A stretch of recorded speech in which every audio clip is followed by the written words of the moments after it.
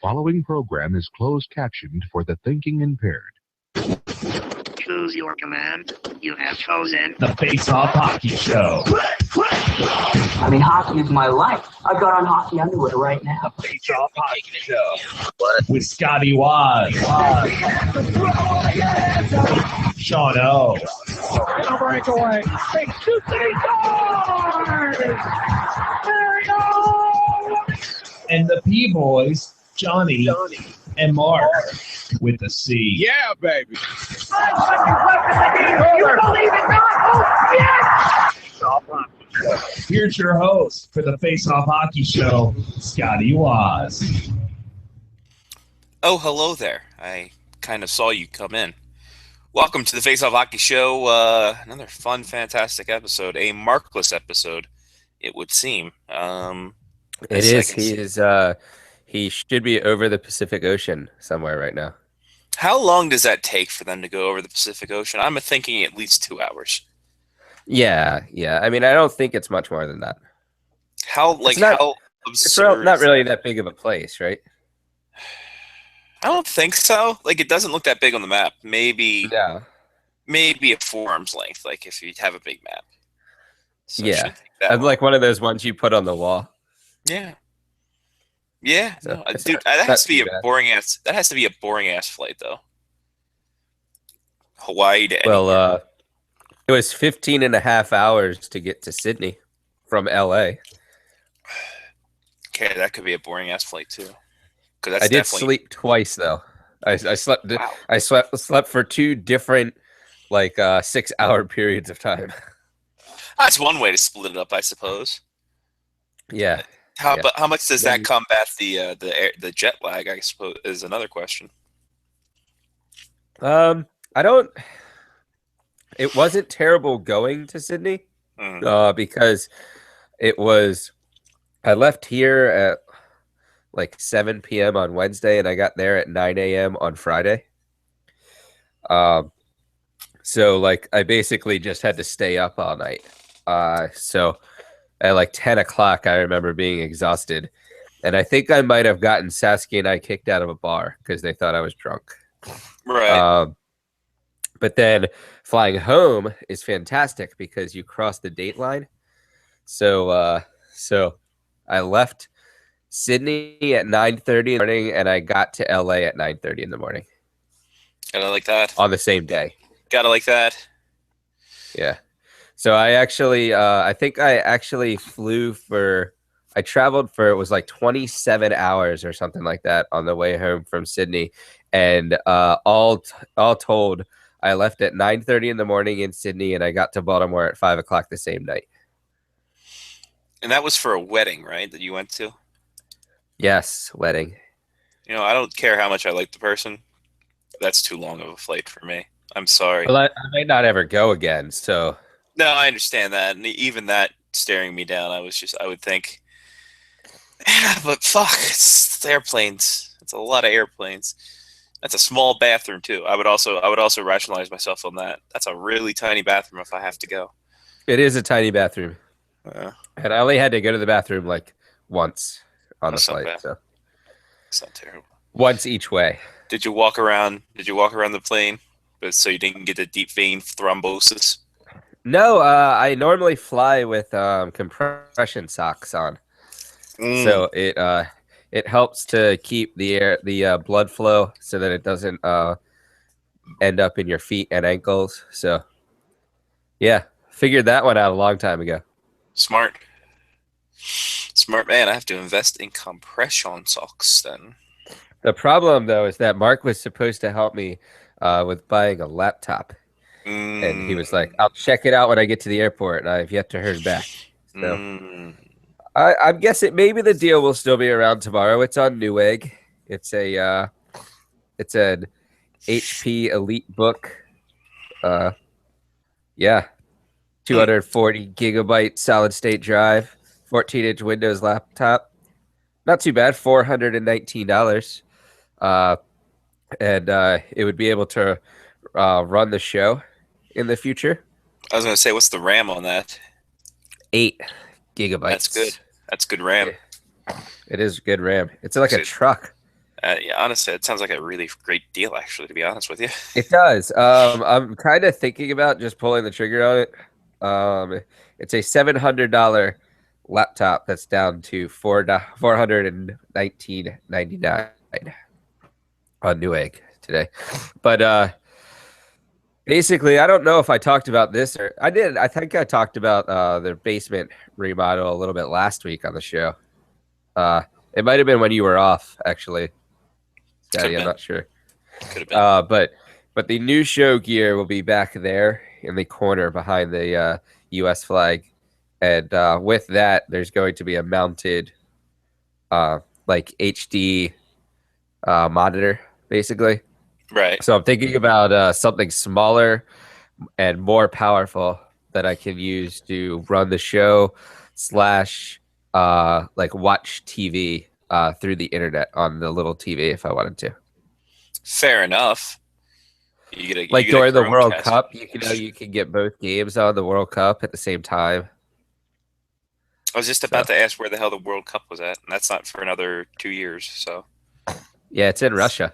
I was going to say that's the Russia one, and then it's the Qatar or Qatar or whatever you want to call it. Qatar, yeah, the corrupt one. Yep. So I'm putting some pieces together.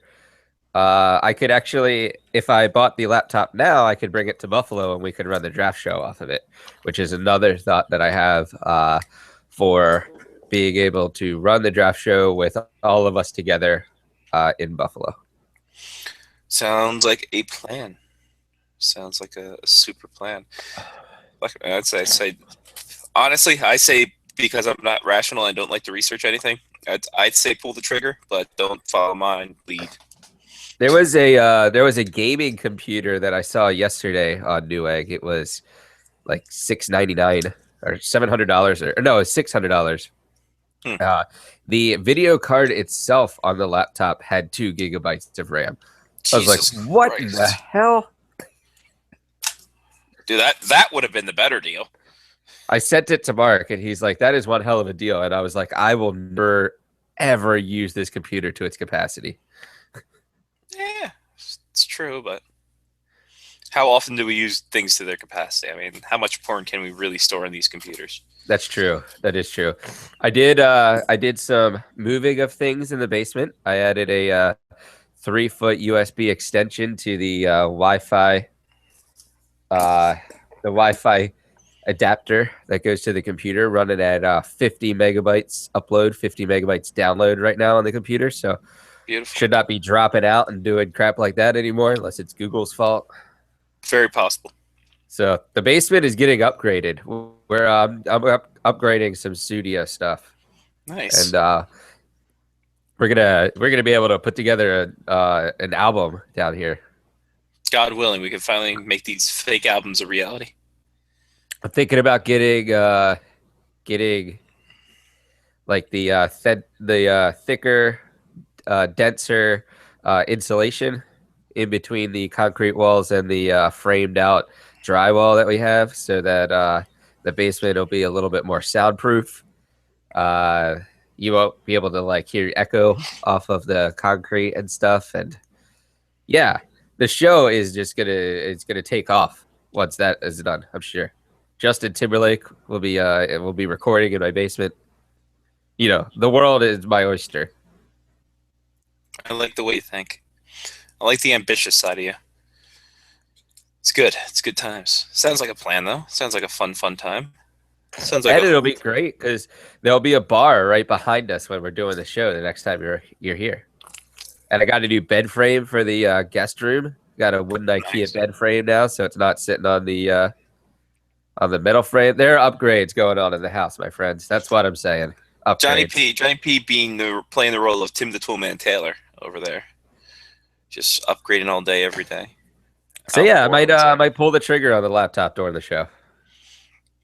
Make sure you let us know when that happens. Sure, I definitely will. When that happens. Anything else aside from the upgrades going on this week for you? I found out that I am going to be taking pictures at the Boys and Girls Club of Baltimore Gala. Hey.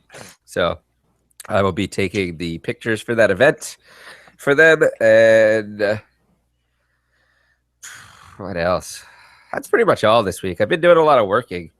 Nice. Yeah, well, it's good and all. They still pay me the same amount of money though. Sure, therein lies the hook. That's the hook. That's the rub, as the kids like to say. Yep. I watched the Capitals play a little bit. Yeah. I literally walked in the door 5 minutes before the show started. That's why I didn't even change. Looking professional. I like it. Blending into the American and Maryland flags in the background. It's okay. These things happen. It's like if you wore like green on a green screen. You know, just your head's floating around. That'd be fine. The That'd be the best show ever. audio is all that matters, brother. The audio is all that matters. That's true. I took last week's shows and put them together. Oh, you will fully appreciate this. So I don't know what occurred to the second half of last week's show, but recording it through the encoder, we all sounded like chipmunks. Yet it wasn't actually sped up. So I'm not sure what it was really. I couldn't use it though. So sorry that the show came up a little late, Sean Leahy. I hope I did not ruin your Thursday. It's fine. It's better than the 18 months he usually has to wait for it. So that's true. That is true.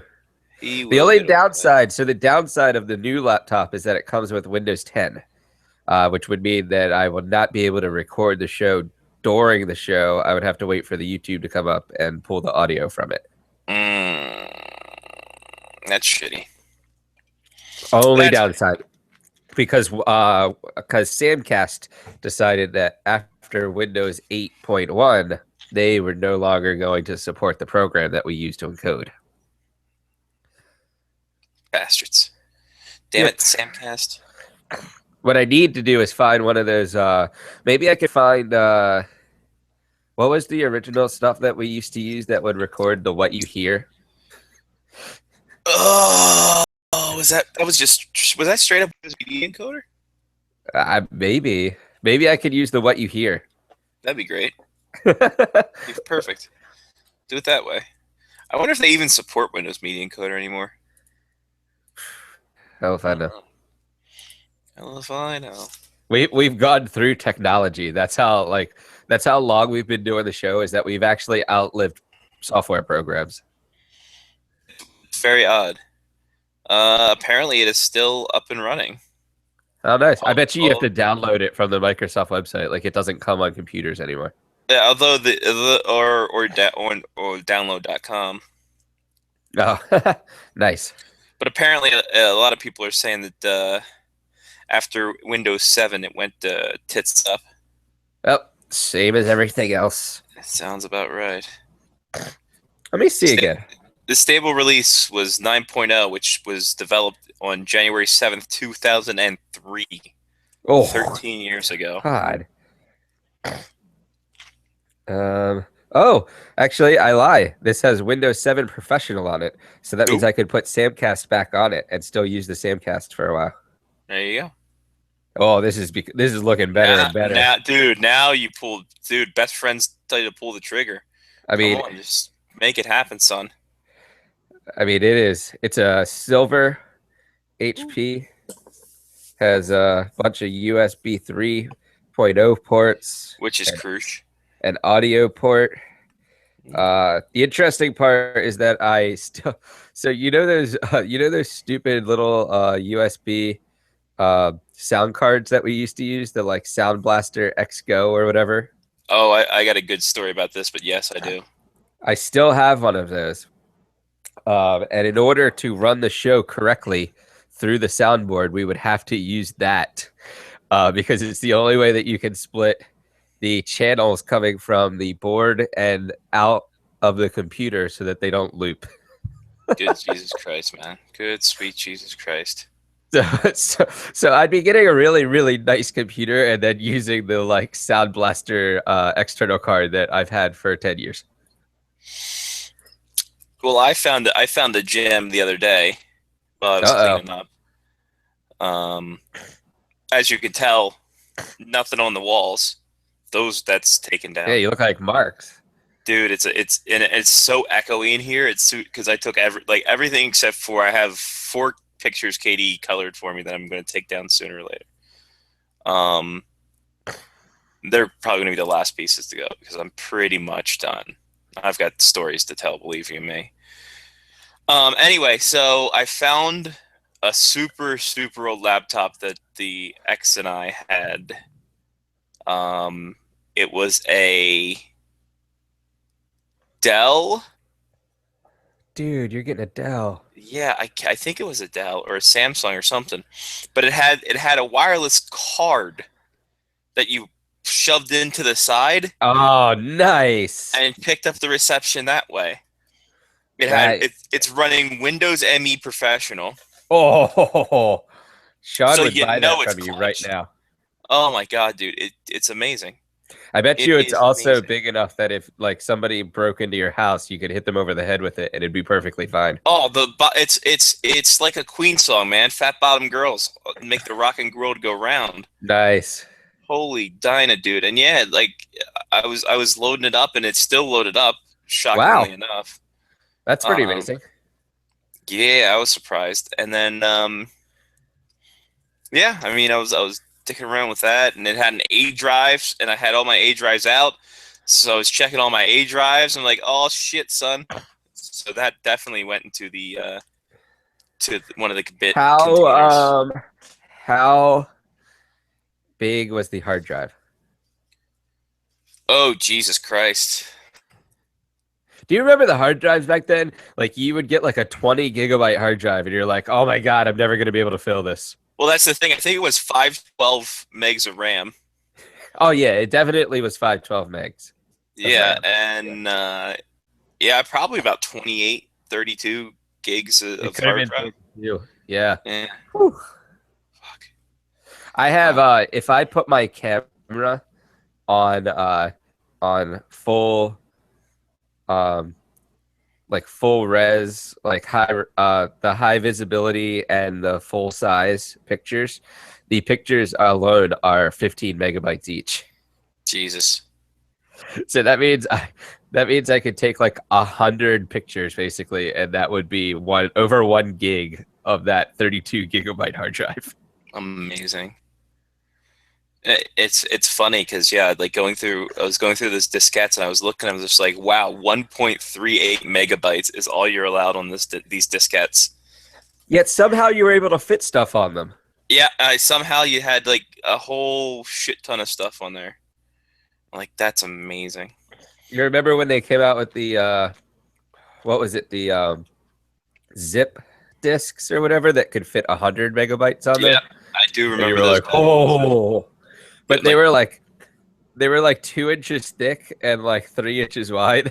Oh my god! Like yeah, those were like that was like the shit, man. I mean, like that was That was when you knew you were a baller, when you brought like your zip disc to class exactly. and you were You're like, just like, oh yeah, I have this on my computer back in the room.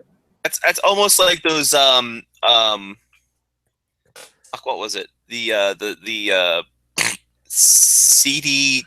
CD drive or the CD cassette tapes. The one that they RW? just no, it's Oh, the yeah. one where, Yeah, I remember. yeah, where they're just like, yeah, don't worry about it, Cassette man. drives. Yeah, it's just like no, the cassettes sound like CD quality. That's how awesome they are. Like, you push a good argument, 1989 businessman. It was really funny though, because you used to be able to fit like your entire MP3 collection on like a CD. Mm-hmm. As soon as CDs came around, you would be like, "Whoa, I have 800 megabytes on this. I could fit my entire collection on this." I think my original like MP3 player was 32 megabytes. Yep, that The sounds about Nike right. one that I have. Well, I found an iPod Shuffle. I think it's like a 1 gig of music. I'm like, how can you 1 gig. 1 1 gig. So this iPod that I have down here is 60. Wow. My iPod, It's I one think of is the iPad 32. Classics, and it's still rolling. I got a 32, and I think this Sans disk, because I cleaned out my locker at work today. Oh, nice. The Sans disk here, I think it's 4 gig. Nice. Nope, 2 gig. 2 gig. I apologize. 2 gig, and it runs on a AAA battery. Oh, that's clutch. You know it. Yeah, my thumps are 512 megabytes. Those things were the badass. Like you knew you were big balling if you're doing that shit. They still work long enough for me to like run and wear them like on airplanes for like a couple hours, and then the battery dies. So It's fantastic. I kind of want to go on eBay and see if I can still like find a pair where the battery lasts for a decent amount of time, and just have a backup just in case. Why not? Doesn't hurt. By the way, this I mean, they can't be much more than like $50 now, right? That's So- true. You're absolutely right. This Ultrabook doesn't look bad as I look at it. Is that the one? Did I send it to you? No, I just looked up a Newegg. Oh, yeah. So It's refurbished, so they're and is. they're a good company, so you got to figure refurbishing is probably their top goddamn priority. Yeah, everything. Newegg is a good place to get refurbished laptops from. Yeah, and remember, limit 20 per customer. Yeah, I saw that, and I was like, wow, 20. My God.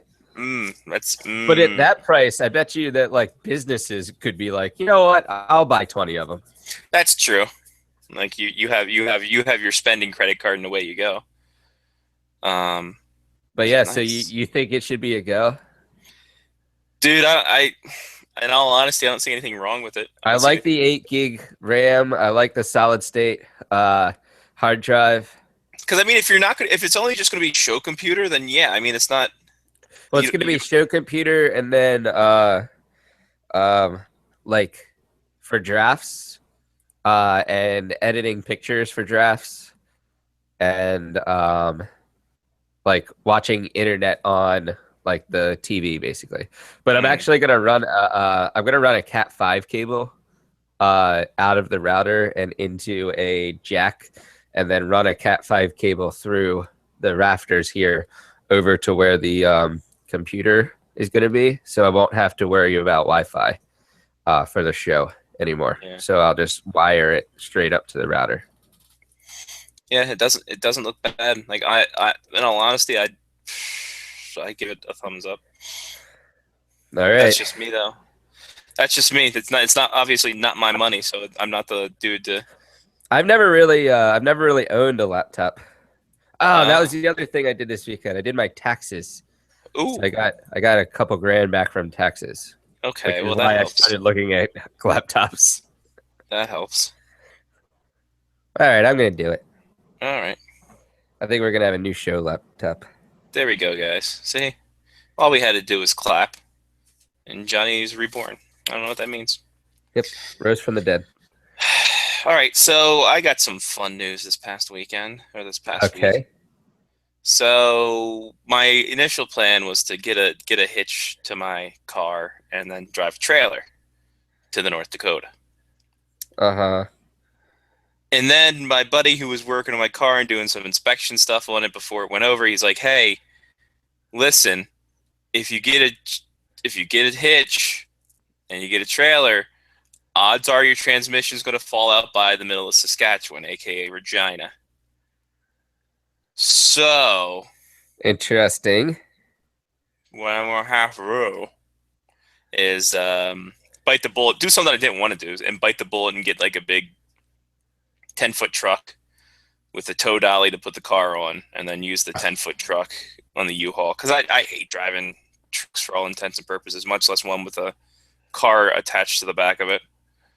So, but Yeah, it looks that's like gotta be tough. yeah, but it looks like it's going to be the only option. So, because it's that or pay extraneous money for moving, and moving costs and shit like that. I mean, it's that or it's like get a pod and then do a pod thing. But that costs a decent amount of money to move across from Calgary to Winnipeg, and then having to go up and back all the damn time. Yeah. So I'm just like, screw it. Might as well just do it. Just one shot it and hope for the best. Yeah, so that was the shit news. Other than that, quit Safeway today, last day. Woot woot. Nice. Congratulations. Yeah, it was interesting. It's for damn sure. Just people coming up to you out of the woodworks, wishing you good luck and saying, "Hey, it's been fun." Just like I barely talked with you people. Yeah, I don't even know who you are. Exactly. How did you I get saw here? I saw your cake. That was nice. Yeah, they're just like, "You're dead to us now." I'm like, "Well, that's about right, actually." And then we lamented on the amount of people who've gone through the Safeway since our tenures have started there, and it was a long list, including 2 killers. So that was helpful. That's great. Yeah, you know. And it's funny because we were just talking about how that we've had 3 people die in terms of since I started there 9 years ago. Like 3 people die in that time span. One by themselves, another was from cancer, and another one was from the Parliament shootout. So I think the statute of limitations have lifted on that, where the guy who shot up Parliament is a guy who I worked with for 2 years or something like that, a year and a half.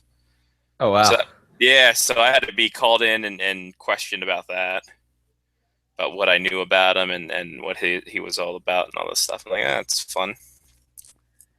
That's fun. But yeah, other than that, yeah, I was pretty choked about the hitch thing, man. I was just like, okay, I mean, Well, you were set on doing that. Oh, it was so much cheaper, and I'm just like, you know what? It's probably too good to be true. And lo and behold, it was. Which, whatever. I mean, I kind of figured, I'm like, I don't know how much a Pontiac Grand Prix can haul, especially if I want to get a 6x10 trailer. And I'm going to have a decent amount of heavy stuff on there. At least you knew somebody who could check it out first. Yeah, I mean, they made sure that I didn't die, so that's helpful, I guess. So, yeah, so I'm going to get the truck on Monday, load it up that afternoon, and then hopefully head out early enough Tuesday morning where I can get out of town before rush hour and get onto the open highway and just set my pace. Set my pace for the 15 hours and then hit the border and hope for the best at the border. That's going to be the real fun thing. It's just what to do with the border stuff. How to do that. Jesus. Have you put together your dossier? I passed the dossier.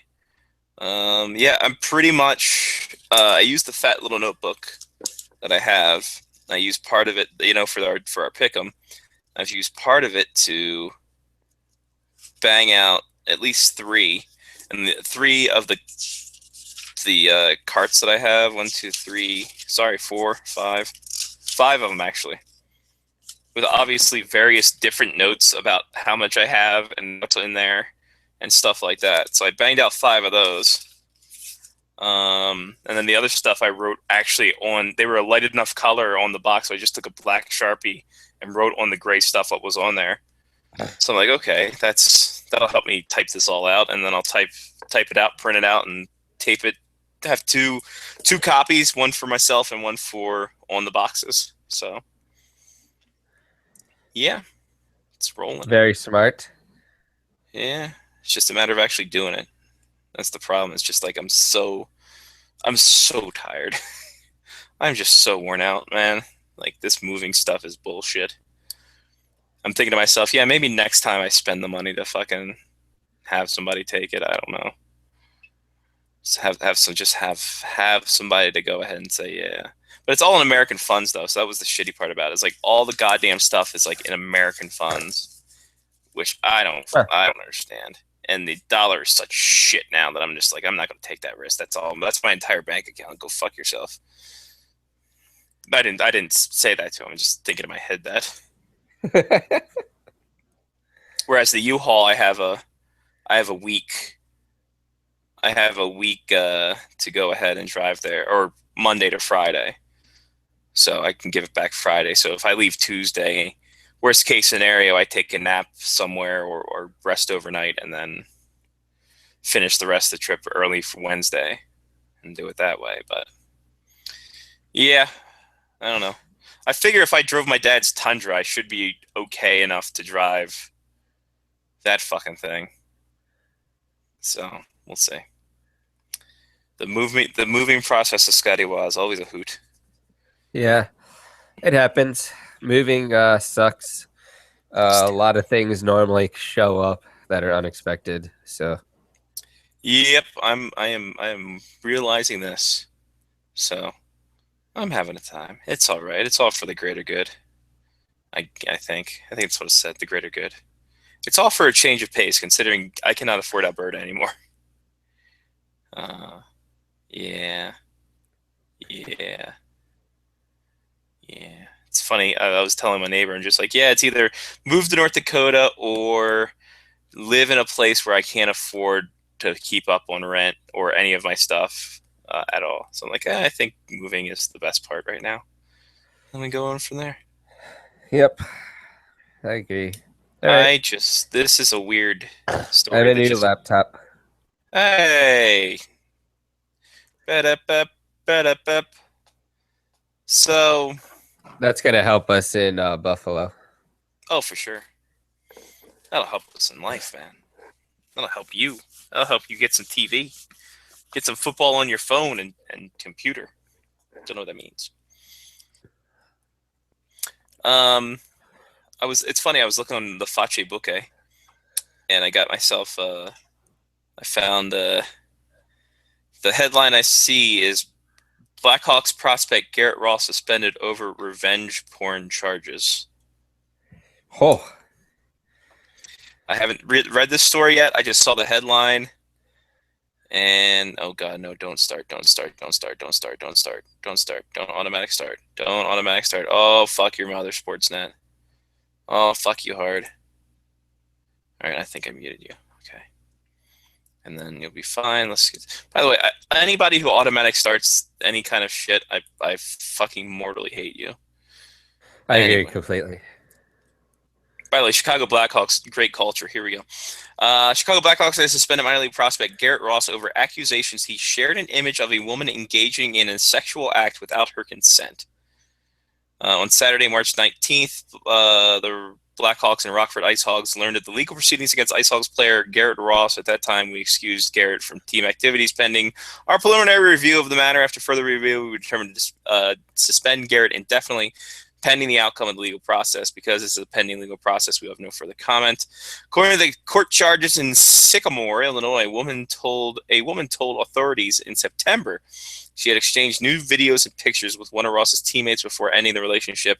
After learning he had a girlfriend, the woman said Ross's girlfriend also dumped him for the same reason, and both men blamed her. Huh.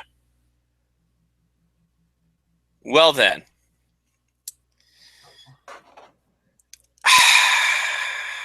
Where do we go from here, Johnny? I really don't. I don't know. I don't understand. That's an odd. Like he's 23. There's no excuse for him to not know what the hell this is about. It wasn't like it was illegally taped. She sent them to him, right? I don't know. It's unclear. There's no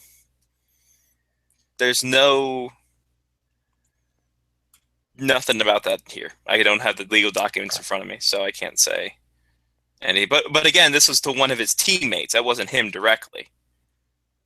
So it wasn't like she sent it to him to share. So did his teammate sell it? Therein lies the question. Like, how does he get his Did he take his teammate's phone and send the picture to himself via text or email? Like, how did he acquire this picture? It's going to get messier. This could be an interesting situation. If this teaches you nothing, kids, it's that you use Snapchat for shit like that. Or just fucking keep it to yourself, bro. Have a little fun time with yourself with those pictures. Not spread them all over the world. That's Pat another thing too. spread. So that was a fun headline to start off with. That's That's our interesting. first grade hockey news of the day. Oof. We hit it hard. We hit it fast. It's like freaking the one dojo dealie. Strike hard, strike fast, strike something. Do you want me to play music? Play something because it's awkward now. Okay. I just dropped in to see what condition my condition was in. Yeah, yeah, oh yeah, what condition my condition was in.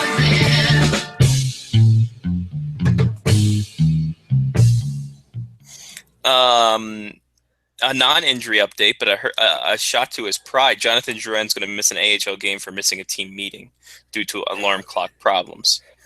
Kids, Oh God. stay golden, Pony Boy, stay golden. In any case, injury report, and there's plenty of them. Let me tell you, Tyler Seguin got his Achilles sliced. And This sounded terrible. It did, and it looked just as bad. And he is out 3 to 4 weeks, which is amazing within itself. So good for Seguin, I guess, to not get out of it completely torn in half, torn asunder, as it were. Apparently, he finished his shift at 2, so that's pretty amazing. Ah, that's nice. That's a warrior right there. Yeah. Ryan Nugent Hockey Hopkins. Hockey player. Ryan Nugent Hopkins, upper body injury. He's day to day, but aren't we all? Dion Phaneuf, lower body injury. He is day to day. Mark Edward Vlasic, Millennium Edition Vlasic, lower body injury. He is 7 to 10 days out. Toby Enstrom having knee surgery after a pretty pathetic season. He is out for the rest of the season. Mathieu Perreault, concussion. He is out indefinitely. So that ends his season. David Perron, shoulder injury. He is week to week after taking a pretty vicious fall into the boards. And bad news for the Avalanche, who are just trying. They're digging. They're clawing, trying to get that last wild card spot in the West. With Nathan McKinnon with a knee injury, he's day to day. Matt Duchene's got a knee injury, he's day to day. And Eric Jelinas has an elbow injury, and he is out indefinitely. So big hit for a team that is just trying their hardest to make it to the playoffs. Fighting to get into the playoffs. Indeed. Dennis Weidman has a tricep tear. He's out for the season. So that's... the irony. The irony is delicious. And Curtis McElhinney is having surgery on his knee, and he is done for the year for the Columbus Blue Jackets. More on this Ross story. Okay, Apparently, nice. 4-month investigation where they obtained a search warrant for his cell phone. Is this video- Bob Ross? I wish. It'd be much better and much more calmer. Ross allegedly sent pornographic video of a woman one of his teammates dated to her in a text message exchange about Ross's recent breakup with a girlfriend. Video was originally sent to Ross's teammate, and she was then concerned that the video had been dispersed to other men. After this, the woman decided to pursue charges against Ross and the teammate whose name was not divulged in the report. Ross's teammate has not been charged. The images that were shared with him were not to be disseminated, and he knew that. Commander Michael Anderson told the Chicago Tribune. Illinois is one of 28 states with tough anti-revenge porn laws. He can spend up to 3 years in prison. Wow. Yeah. Yeah, that's that's rough, dude. Like that's dude, your stupidity is gonna get you, bro. Good luck to you. Good luck to you. Shouldn't have done it. Yeah, dummy. some people are not smart. Yeah, exactly. Us included. Speaking of not smart, Chris Van de Velde suspended 2 games for an elbow to former teammate Jonathan Taves, as both of them played for the University of North Dakota. So Oops, that's upside the head. Exactly. So there's that. Washington Capitals, they are the top seed in the East. That was clinched, done, put a Z by their name, and away they go. Top seed in the East. I think it's going to be tough for Ovi to make it to 50 goals. No. Yeah, I'm feeling that too. He's at 44 now. And he's been complaining about this mysterious injury. So, interesting. Interesting how this is going to happen. Yeah. I hope it does for him. But again, those lack of multi-point games or multi-goal games is really going to hurt him in the end, as he reels off 6 goals in 2 games. Watch. Draft lottery, aka He goes all Gretzky and scores like 5 goals with an Oh. empty netter to like score his 50th. That would be tremendous. Tremendous. Draft lottery on April 30th, aka Canada's biggest hope for gating what's his nut? Austin Matthews. There it is. That's what I meant. Those are words. I like the irony that the NHL has. They're like, we're gonna do it on April 30th. We could have just done it on April 1st and screwed you guys all up. Sadly, the season's not over then, but Yeah. they're in weird situations. Who's to say? But whatever. The Edmonton Oilers are going to win. Just watch. Just watch. I kind of want to watch the draft lottery just to see what occurs. Like, I don't even care who gets the pick. I just want to see like how it's handled. Oh God! Like honestly, the round of applause that would happen and the high fiving by Bill Daly to people off stage if Edmonton doesn't get the first pick would be amazing. Like if they get pick 5 and he's just going around the room high fiving other general managers and stuff, that'd be tremendous. This is a fun fact. John Tortorella, the first U.S.-born coach to coach 1,000 games. I saw that. That is amazing. That's shocking to me. Yeah. I would have thought there would have been somebody else in that list. I don't know why. Don't know why I thought that. Well, I feel like when you get to 2016 and you say anything is the first time that this has occurred, like you're kind of like, wow, I feel like that should have occurred at some point before now. You know, like the league's been around for what, like 112 years or something like that. It's going to be 100 years soon. Next 100 year. years. Yeah, I guess it was the 18 season, right? 1918? 17, 18. Okay. Yeah. So yeah. So I was like, it's been 100 years. You figure that somebody would have already coached 1,000 games that was American. And Yeah, it but- not be John Tortorella. Lindy Ruff can't be far. He's probably not American, is he? I think he's Canadian. That'll do it. Damn Canadians with American names. Is Lindy really a Canadian American? I don't know. I feel like Lindy Ruff is a good American name. Lucky Lindy, maybe. That's Charles Lindbergh, so that's a last name. Leisure Suit Lindy. It's Leisure Shoot Larry. By the way, I watched a playthrough of a game, like one of those video game channels did a playthrough of Leisure Shoot Larry, and I'm just like, wow, how is this a game? Oh yeah, it was great. My God, dude. He was from Warburg, and I believe that's Alberta. Yep, Warburg, Alberta. Nice. 58 kilometers west of the city of Ledoux.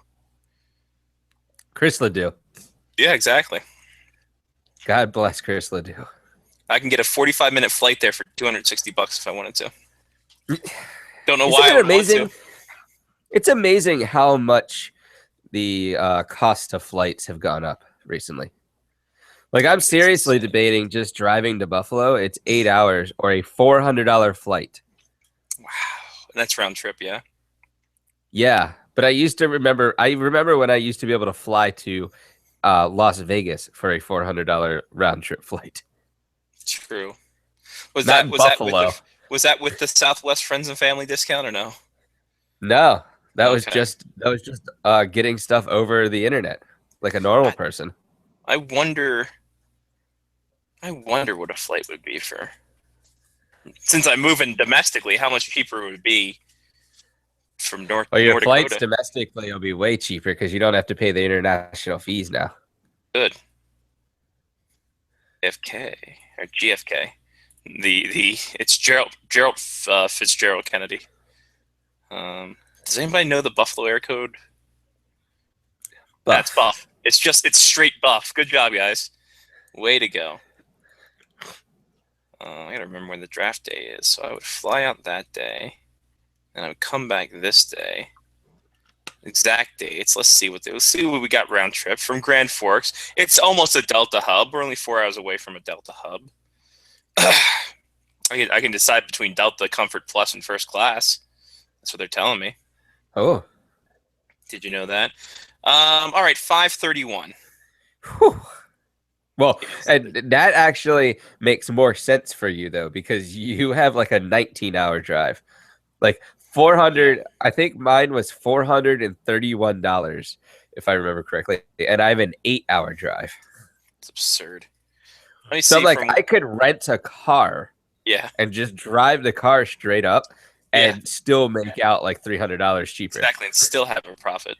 So 5:31 Well, was maybe the price. 200. 5:31 was the price from GFK. Let's see what it is from YYC, from the Calgary. 645. So 100, Wow. 115 bucks difference. Yeah, but that's not too bad because you figure that the international fees are probably 80 of that. Yeah. These are all Canadian prices, I do believe, too. So take that into account. So I wonder if the internet. That's interesting.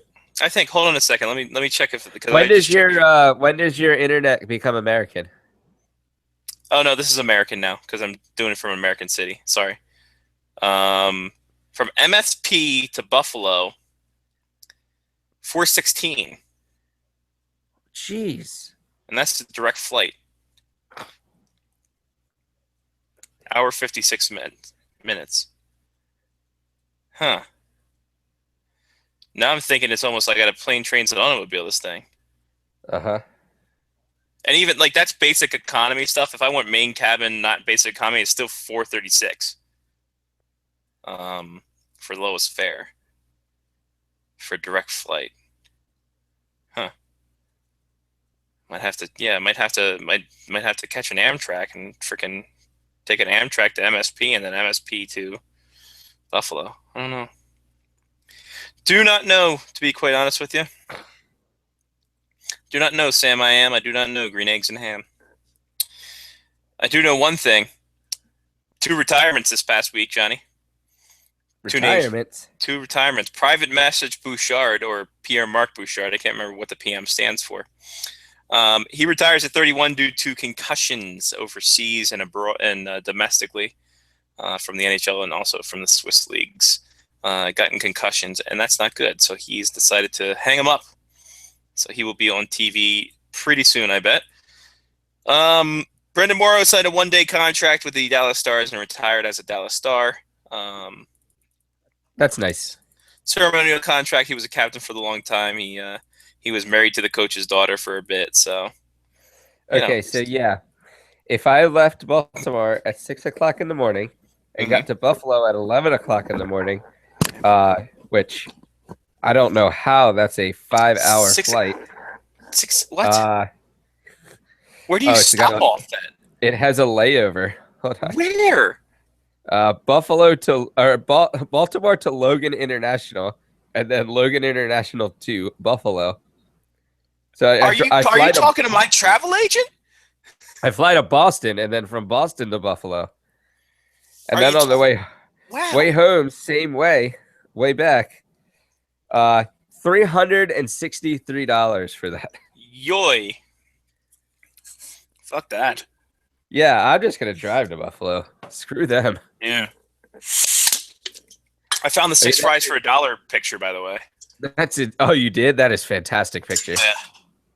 It's tremendous. I found the actual hard copy of it. Threw a lot of my pictures out. Because they were just bad shots of me. Just me taking it from my Kodak camera. It's like, okay, well, these are bad shots. Why did I not think of digital cameras at this point? I'm like, oh, they weren't invented yet. Here it is. I've got the camera. I've got the culprit right here. The Kodak Advantix Preview. Look at this bad boy. Oh, Look at how bulky this son of a bitch is. You flip That's it up, nice. boom. And the funny thing is it had a screen on the back so you could preview the image before you took it. So Before you couldn't do anything with it. exactly, before you had no reason to do anything with it. So yeah. So that was it. What else do I have here?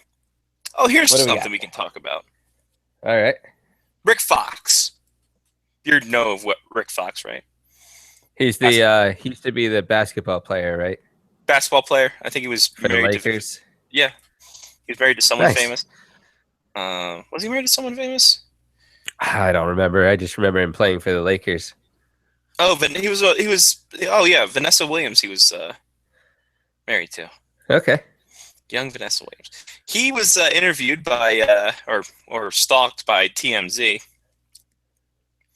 and apparently he said that esports is in 2 years will be on par with the NHL in terms of money, in terms of being a major sports league in America.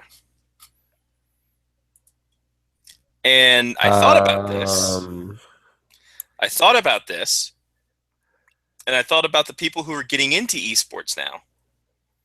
Shaq has invested a lot of money. Alex Rodriguez has invested in a lot of money.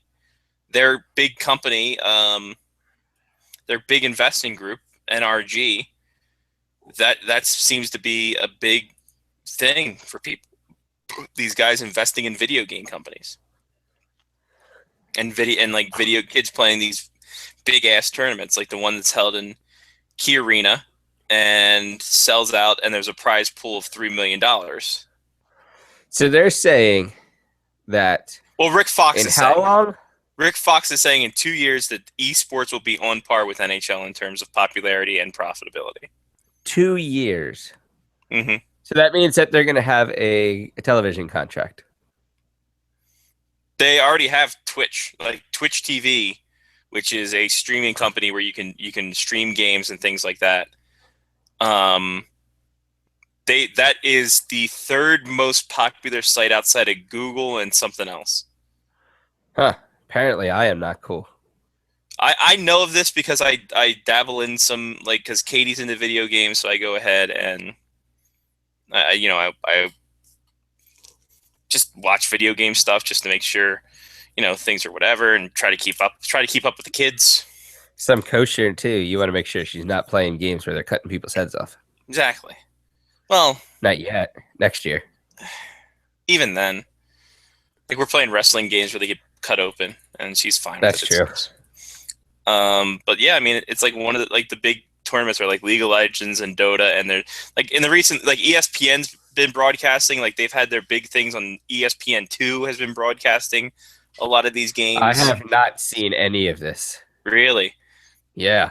Yeah, dude. Like they've ESPN went down a wormhole in terms of people getting pissed off because there was nothing like this was on ESPN2, but it also brought a high rating. So, I mean, I'm just saying it's astonishing. But I look at it more and more, and you look at YouTube, and it seems like a lot of YouTube. There's a lot of kids, a lot of people playing video games, doing these playthroughs of these video games, and they're making decent money off it apparently too.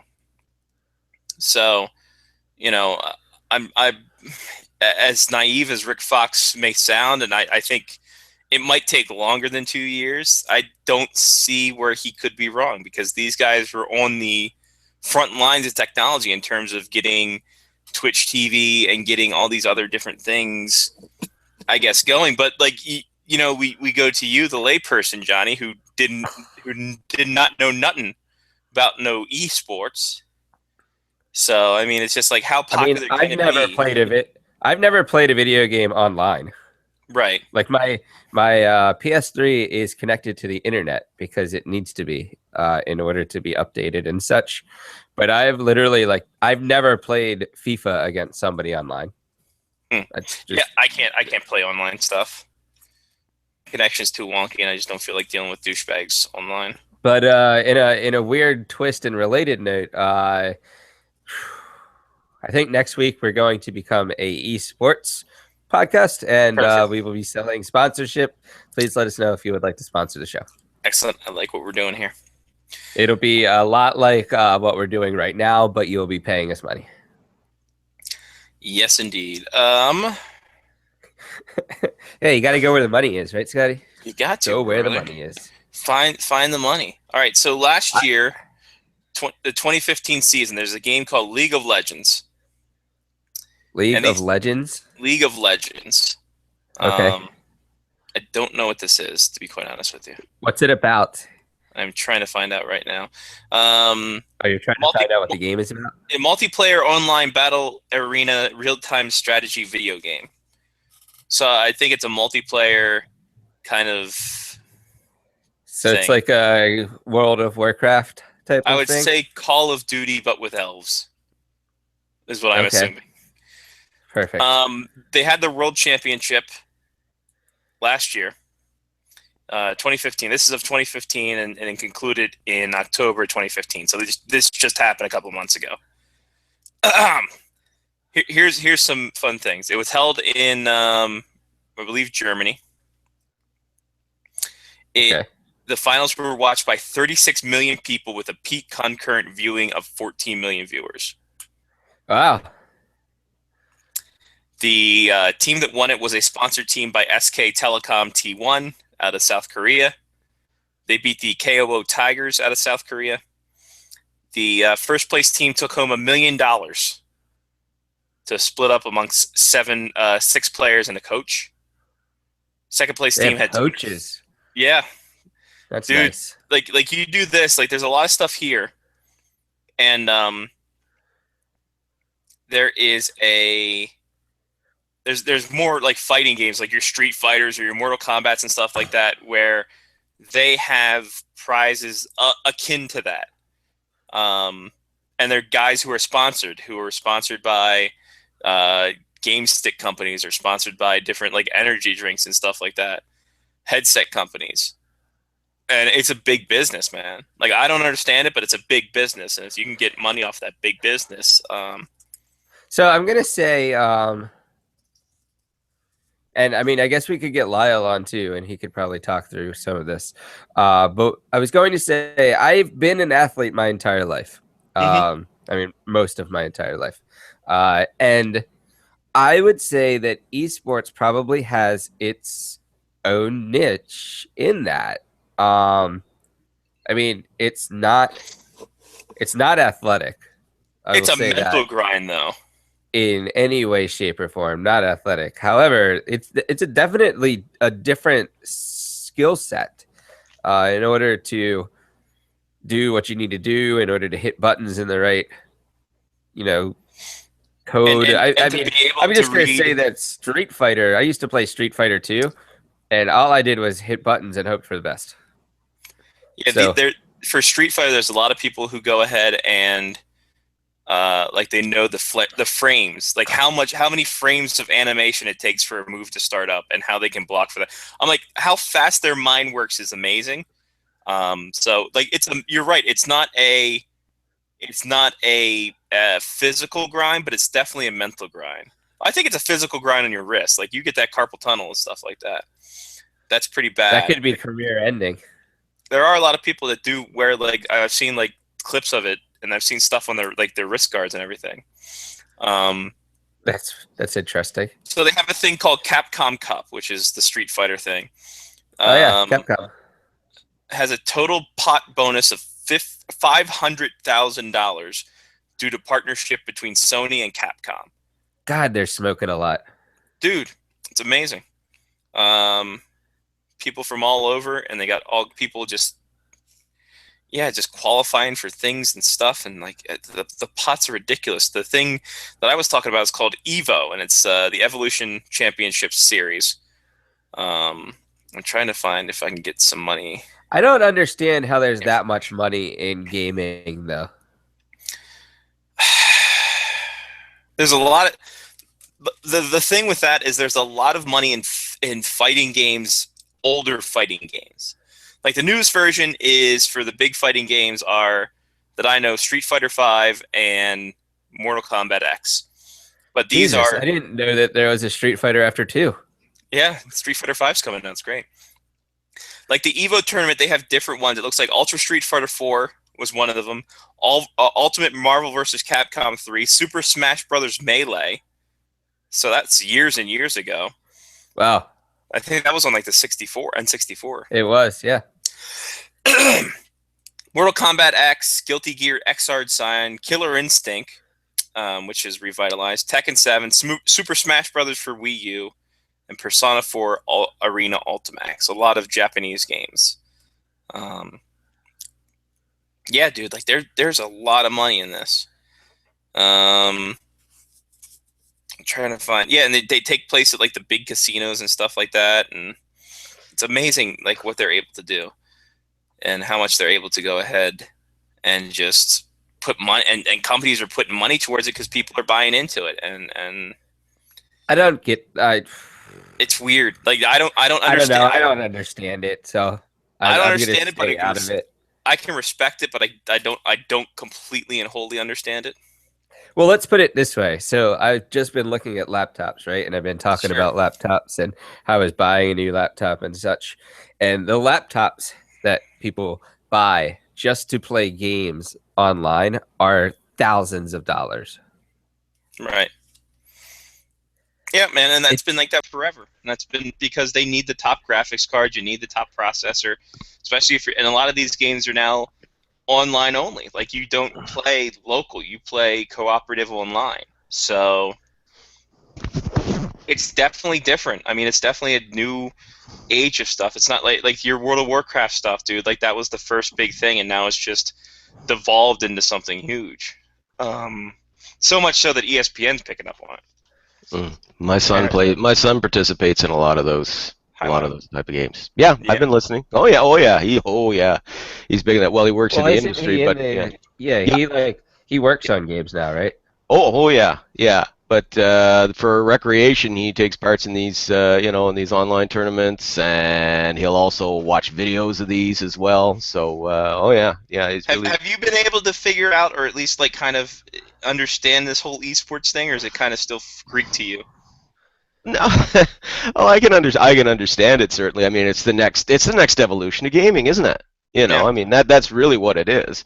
So yeah, I mean, you see it for what it is. I mean, of course, I'm an old fossil, so I mean, it's not my cup of tea. Now, I was never one for either competitive gaming with somebody else or anything like that. I was preferred just being off on my own, doing the first player shooter thing on my own, I can't tell you how many Nintendo controllers Mark and I destroyed by throwing them at each other after NHL '94 games. Oh God, yeah. Oh, Kiefer was oh God, he was what, 5-6 years old when my brother, or no, it was my wife had one of her friends, they were moving and gave him one of those, the Sega Genesis, which had NHL '94. 6 years old, and the little bugger was kicking my ass. Because Jeremy Roenick. I fell for that friggin' move every time. So I knew that the kid was going to be a good gamer even then, because I like I said, back in the '90s. Oh yeah, I was big into video games back then. But of course, you're talking the old Nintendo, the Sega Genesis, the original Doom, those sort of things. Again, yes, I'm showing how old I am, but yeah. But as I said, the whole esports thing. As I said, that's just the next evolution of gaming. I'm not surprised that it's growing in the popularity the way it is. Yeah, and to your knowledge, do you think that Rick Fox is correct in saying that in 2 years it'll be on par with the NHL? I guess I didn't know if he says in terms of popularity or anything like that. Well, I think there's some merit in that. Obviously, I mean, this is something that's international. I'm not saying hockey or that the NHL isn't international, but I mean in terms of popularity. Especially among millennials, because obviously that's the group that's into the the esports. I think there'd be some validity to it. Maybe he would note the trending numbers better than I would. Sure. I would say within a decade on a more conservative outlier. Yeah, you know, and I would even say probably even some other sports, you know, there might even be a threat to NASCAR at some point because NASCAR's peaked. That's starting to it's not only peaked, it's leveled off and is dropping. So, dude, it peaked years ago, and now we're seeing the decline. Yeah. So, and also with all these guys, with all the big names that are coming in and investing in this, that helps their cause as well. Shaq and A-Rod and big time. Rick Fox is there too, but you know he's just there. But yeah, I mean it's amazing. Yep. It's amazing what's happening. Well, it's technology is advancing quickly. So of course this again, it's just part of it. You know. Yeah. The fact that they have coaches and they're sponsored and they get a salary from these teams is quite amazing too. Like, I know that kind of blew me away. Kiefer told me about this a couple of years ago, and he was telling me about it. And at first, I'm looking at him, you know, like an old father would, looking at, you know, okay, with one sort of jaundiced eye, like, oh, okay. And then he starts telling me, oh yeah, these guys have been in these big tournaments, and these guys and then he started telling me how much money these guys were making from the sponsors, and I was like, holy crap. It's like, yeah, this is really taken off. So, you know, I mean, if he's saying the next 2 years he could catch up to overtake the NHL, again, I think that's perhaps a little overly optimistic, but 5 to 10 years, yeah, I could see it. He said as big as NHL in 2 years, it'll be on par. Bigger. Yeah, I know, but he's saying in the 2 years it will be on par. Oh, I see. Oh, well then, yeah, 2 to 3 years. I would go no more than 5, but yeah, I could see that. Yeah, I could see that. Yeah, it's funny. I mean, even the Score has their own esports section, and like one of the big things to their Help One is recently is them looking for guys who are editing esports. Yeah. So it's like, wow. That's beyond my realm of expertise. Sounds like it'd be a sweet gig, but that's beyond my realm of expertise. Because I'm old and I don't understand. Get off my lawn. There you go. Esports debate happens again. We're breaking the coverage on the esports news of the day. There you go. All right. Let's get. By the way, can I just say, Scotty, I find it slightly disconcerting noticing how bare the walls are behind you right now. Dude, just try to be in here and talk when there's like echoing and you. I know you can hear it. You can hear it. Yeah. It's amazing. Oh, by the way, I love the cake that you got. Yeah, that was good. They did a really cool job. That was you're dead to us now. Exactly. It's pretty much about right. Sweet. So, yeah, it was an interesting last day. I pulled out the whole 8 hours, so I'm just like, why not get the monies? Yeah, get the buck, get the dineros. When you hitting the road? Tuesday. So I'm assuming no show next Wednesday. No, we probably will. Oh, okay, cool. Yeah, no, it's a 15-hour drive, so I mean. Oh, okay. Yeah, I mean, even if I have to split it for 2 days, like if I drive to Winnipeg and sleep in Winnipeg, it's a 3-hour drive from Winnipeg to Grand Forks. Oh well, there you go. So, I mean, the show will go on. The rundown may not, but the show will. Yeah, I don't even think we need one of those anymore. Nah. I need it for my own personal belonging, but I can just. Listen, I still like a good rundown. Well, who doesn't? I like a good hoedown as well, but like I was saying, Lon, like I gotta get a truck now. I had to get a truck because the little car wouldn't be able to tow all that shit. Ooh. So I'm like, oh fuck. So that's gonna be panic-inducing as well. Panic in Detroit. Are you so you're getting the car? Are you shipping the car and driving the truck? I'm dollying the car behind me. Oh, okay, gotcha. Understood. Yeah. So yeah, they had like a 10-foot truck and then the tow dolly behind it. No biggie. Yeah, not terrible. I figured if I drove my dad's Toyota Tundra, I can drive this thing. Maybe, I don't know. They're easy peasy, dude. I've driven them. They're nothing to them. I'm going down Highway 1, so if I piss off some Saskatchewan people, they'll be fine. Hell with them. All right. So hockey. Hockey. The Washington Capitals put a nice little Z next to there, or Z in Canadian, next to their name, and they have clinched the Eastern Conference in the regular season. But Braden Holtby says the team has hit bottom. Are you surprised by his comments at all? Not at all. Not at all. I mean, this is the Caps are having to fight through, something that every dominant team. When you've been on top of throughout most of a season like the Capitals have, there's an inevitable letdown, and that's the thing that's hard to battle with right now. It's like, okay, you're first, you've got first overall. I mean, you knew you were going to get it anyway. You knew you had a playoff spot clinched weeks ago.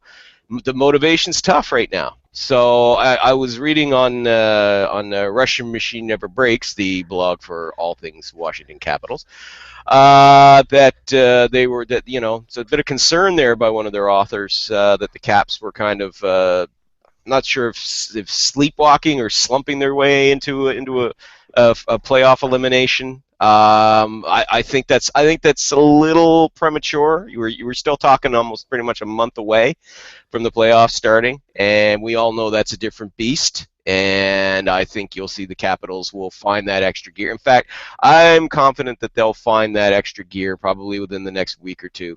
Drop a couple. I mean, the fact that they recognize it already. They're acknowledging that they haven't played well, haven't played as well as they should. I mean, let's face it, they were up the other night 3-0. They were up, 3-0 on the Senators before, Sens fans had a chance to park their cars, for God's sake.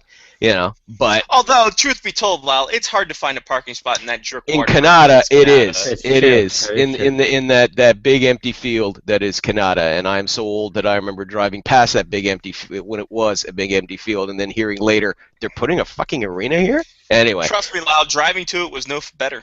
Oh yeah, I'm sure that drive has not changed very much, other than here's a big fuck off arena in the middle of nowhere. Essentially. But anyway, pretty much. But get back to my point though. The fact that they recognized, they understood, and I mean they rallied back, won the game. They hung on for the win last night. They're cognizant of what's going on.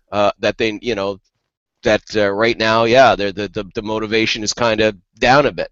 But I think you're seeing that they'll pick it back up as the playoffs get closer. I think once the calendar flips to April, I think that's when the wake up call really kicks in.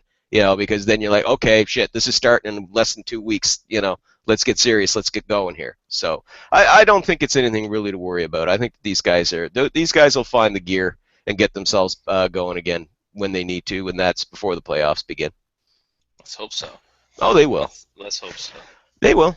Trust me. We're Caps fans. I don't care. Trust me. I'm just doing this to torment you.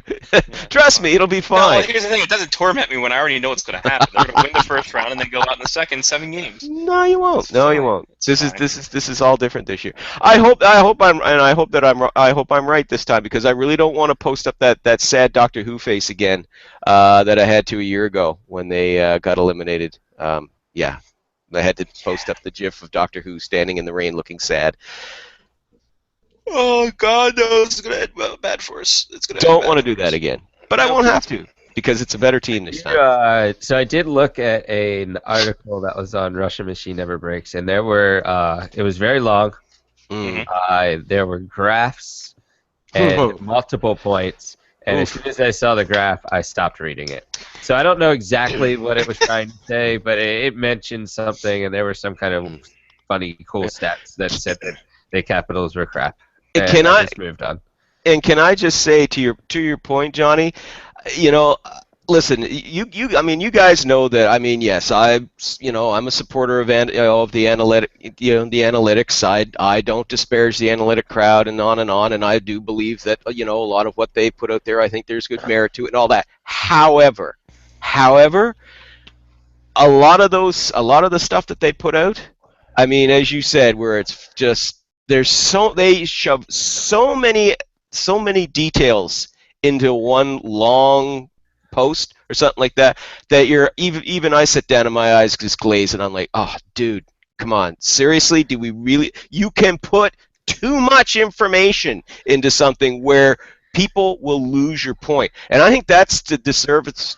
The analytics crowd are doing a disservice to themselves. I get what they're doing. I understand why they're doing it, to try to prove their point with all their fancy. The ones I love the best is they'll show the ones, and it's this thing of trying to show let's say where a certain team's possession numbers were, or where most of their shots were taken in a certain game, and it's like all this dark stuff in one corner of an arena graph, and you can make out a bunch of names in there, and some of them you can make them out, and some of them you can't, and you're just like, what are you trying to say with this fucking thing? I don't understand what you're trying to say. You know. Here's a note to people who have, maybe a blog, maybe a place that you actually write articles. Maybe you have some kind of cool graphs that would teach me something. But if I can't finish your post while I'm shitting at work, it's too long. Yeah. Too long. There's that's kind of in mind of what they say about editing. Just because you can doesn't necessarily mean you should. When it comes to like film editing, it's the same thing with analytics. If you are a master of doing up these number of analytics and crunching these numbers and everything like that, I mean, fantastic. I mean, that's great. I mean, listen, I worked in administration for many years. I had to crunch numbers and work with myself. Yes, I know. Yes, it's nice to have graphs and charts and things like that. That's wonderful. But again, too much information overloads your audience. And now, I mean, unless you're really a numbers geek, and I don't mean that in a bad way, but you know what I mean? It becomes almost as interesting as reading, it's too bad Mark's not here. It's almost as interesting as reading a book on engineering. It just, yes, it's endlessly fascinating. It's a weird situation with I do have an analytical background, and I didn't feel like reading it. There you go. There you go. I mean, yeah. I mean, again, I understand why they do it. They want to get their points across, and they're trying to show. But you can put in too much information. And the thing that gets me about that as well is when you mention that, okay, because I have had some dealings a couple of times in the past just saying, just as an aside, but, I think you got too much info in here. You kind of blew my mind a little bit with this, and I don't mean in a good way. I mean, I've kind of, had to go back and read it 3 or 4 times before I got the gist of what you were saying. And the attitude was almost like, well, if you couldn't understand it the first time, well, almost that you were stupid. You know what I mean? You get talked down to that. People who use numbers can be condescending? Go on. No, I've never had to deal with it. I've never worked in accountancy in my life. I don't know what you're talking about. Go on. Lord. Good Lord. Yeah. Is there a weird part of me also that really just doesn't want to read or hear or go down the path of negativity with this Caps team and just kind of ride it out and hope for the best and whatever happens, happens? Because I think I've gotten through like the whole negative fog that's like in that lost forest, and I'm on the other side like looking behind and going, well, okay, so the last 30 years were shit. And there were some bad losses and empty net misses will haunt us for the rest of our lives. But look, it's sunny over here, and this Capitals team is really good. Yeah. And if they lose in the second round, fuck it. Yeah. That's called maturity, Johnny. Welcome to maturity, my son. It took me a lot. It took me longer to reach that level. It took me a lot longer to reach that level than you did, by the way. 37, and I'm grown up. There you go. God, there's nothing else to live for in this life. I was almost pushing 50 before I finally reached it. I envy you. You're reaching the wisdom earlier than me. But these kids today, they learn quicker. No, but yeah, I mean, listen, I got to tell you, I mean, 10 years ago, if I had to go through the season that the Montreal Canadiens are going through right now, I would be apoplectic. There were times where I was, man, Jesus, I was doing the show with you guys back then. There was one year there where they really sucked. And anytime you guys mention the Canadiens, oh shit, off on a rant for 10 minutes, But this season, I mean, yeah, they've been absolutely horrible. It's been a terribly disappointing season, absolutely horrible, and I just don't care. And I didn't know if that was because I've been in this industry too long, or I've been covering a lot of teams, or maybe I've just finally reached the point of, yeah, I've seen this movie before. I've seen this before. It'll be all right. It'll turn around next year. It'll be fine. No biggie. Don't care. I really don't care. I have friends who are Habs fans who are just losing. They must be, oh, lol, geez, friends of other teams who know that I'm a Habs fan go, oh, man, this must be an awful season for you. I was like, no, I just don't care. Don't care. Yeah. I'm just waiting for the eventual downfall. No, I've picked I already picked long ago the teams that I intend to be rooting for in the playoffs. The Capitals are one of them, so it'll be fun because I can cheer for them without being emotionally invested. It'll be fantastic. Fantastic. What is that? Oh, don't get me wrong. I'm still going to yell and scream at my Oh, team. of course you will. I will. During the anthems.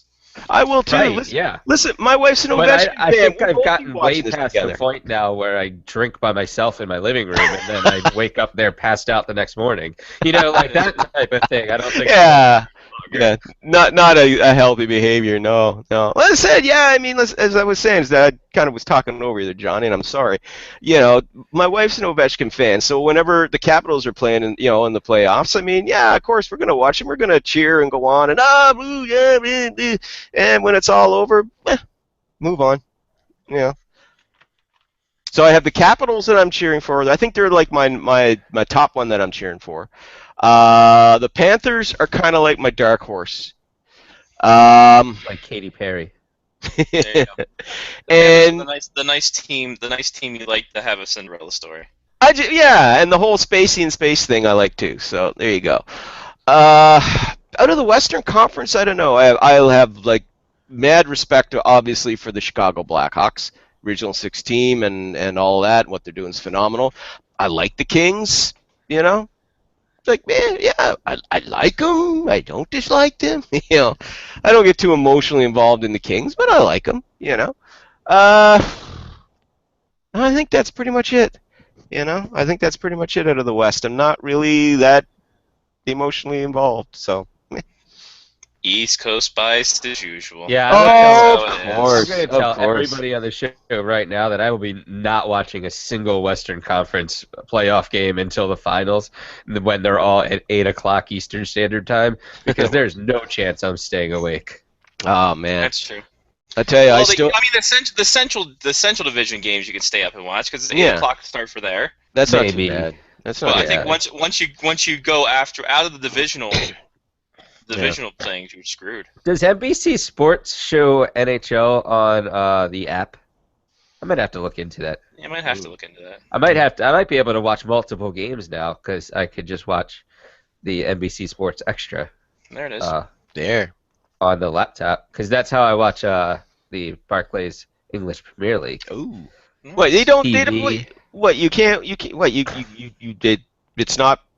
The Barclays League, Premier League, isn't televised in the States. It is. There's a game on NBC. Oh, okay. There's a game on NBC Sports. There's a game on the USA Network, and then every other game is shown through the app.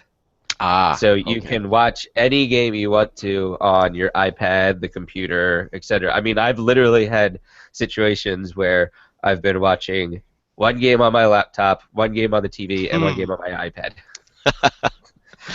Up here, TSN and Sportsnet will run like different games often concurrently, so I can find them switching back and forth between the two, depending on who's playing. If it's really good. There are a whole lot that are actually on the TV though. It's only the select games on the TV, and Stoke City is very rarely ever one of them. So I've gotten really used to using the app. Oh, okay. Yeah, geez, I've seen quite a few games with Stoke City up here this year. Yeah. Stoke City, Crystal Palace. Yeah. Of course, endless Liverpool and Man U and Man City games. Yeah. Well, and Everton. Well, you're gonna get that, aren't you? But hey, Leicester's drawn quite the attention as well. Yeah. The Florida Panthers. Yes, they are the Florida Panthers of the Barclays of the English Premier League. I didn't think of it that way, but you're right. Yeah, there you go. All that's missing is a Spacey in space, and they'll be set. They might have one. They just might. Version. Yeah. I don't know what that could be. I don't know. Bono and bullshit. I don't know what. No, that's Irish. That's just him in general. That's you give to charity. Who cares? Hey, Bono serenaded Mike Fisher for his 1,000th NHL game. Bono could serenade my Bulls. Oh, I'm sure he would for the right price. Sure, yeah. Where my taint has no name. Oh. Christ on a bike. That would be Enough. We get it. Yeah, You love that's for Africa. sure. Jesus Christ.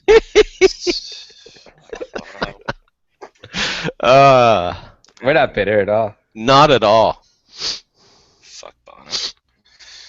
Fucking yeah. Love me, kiss me, kill me, thrill me, whatever the fuck that is. The Batman movie stunk, and you should be hung with that forever.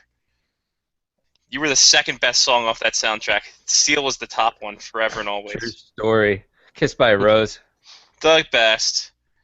You have that Oh, soundtrack you somewhere. guys. Was that the one with Mr. Freeze? I don't remember. Yeah, it Oh was. God, that one was George horrible. Clooney with his nipples out in the bat That suit. It was was a a good horrible, time. horrible movie. That was great. That was I enjoyed horrible. it. I enjoyed it. I'm glad Great. somebody did. I was also. That was what Batman I? Forever, right? Yeah, that was what, 96? So I was also like 13. Something like that. 96, 97, something like that. Around then. So there you go. The Batman Forever soundtrack might be one of like the top 5 CDs that people know from the 90s. I would also put Hootie and the Blowfish Cracked Review on there. Oh God, yeah. Blues Traveler 4, Ew. Tragic Kingdom, no doubt. I mean, they were all I- big albums. I in the have 90s. every CD you just name I have. Like literally in the other room I have. Jewel amazing. in Pieces. Again in the other room. Actually no, I think they bought Jewel in Pieces. I'm not sure. I didn't have a lot of that stuff. No, I was more into but listen, grunge man, back like- then. It's like Nirvana and Pearl Jam and The Nirvana. By the way, CD. 95 is when the soundtrack came out for for the Batman Forever. Oh, jeez, wow. Hold Me, Thrill Me, Kiss Me, Kill Me was a top billing. PJ Harvey had a song on there. Seal, of course. Brandy. The Offspring, apparently. The Offspring, oh my. Yeah. Method Man was on the soundtrack in 95. Wow. Oh, yeah. Yeah, he was. Flaming Lips. Michael Hutchence, I think before he died. Yeah, well, it would have been kind of difficult after. You probably can't tell the difference. Sunny Day Real Estate also had a song on there. I just made fun of a dead man's singing voice. Shame on you. Shame on you. And Massive Attack and Tracy Thorn had a song, a Smokey Robinson cover. It reached 5 on the Billboard Top 200. That's what I mean. Holy crap. There was no accounting for taste back then, was there? And it reached number 2 on New Zealand's albums just last week. Because it just got there. See, New Zealand is small and way in the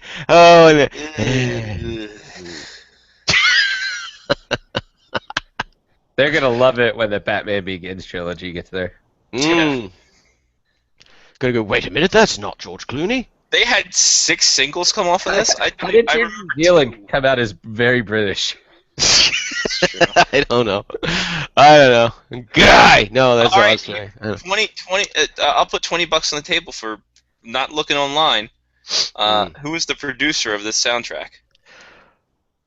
Oh. Or music? I'm sorry, not the soundtrack. The music from the motion picture, because the score is different from the music from the motion picture.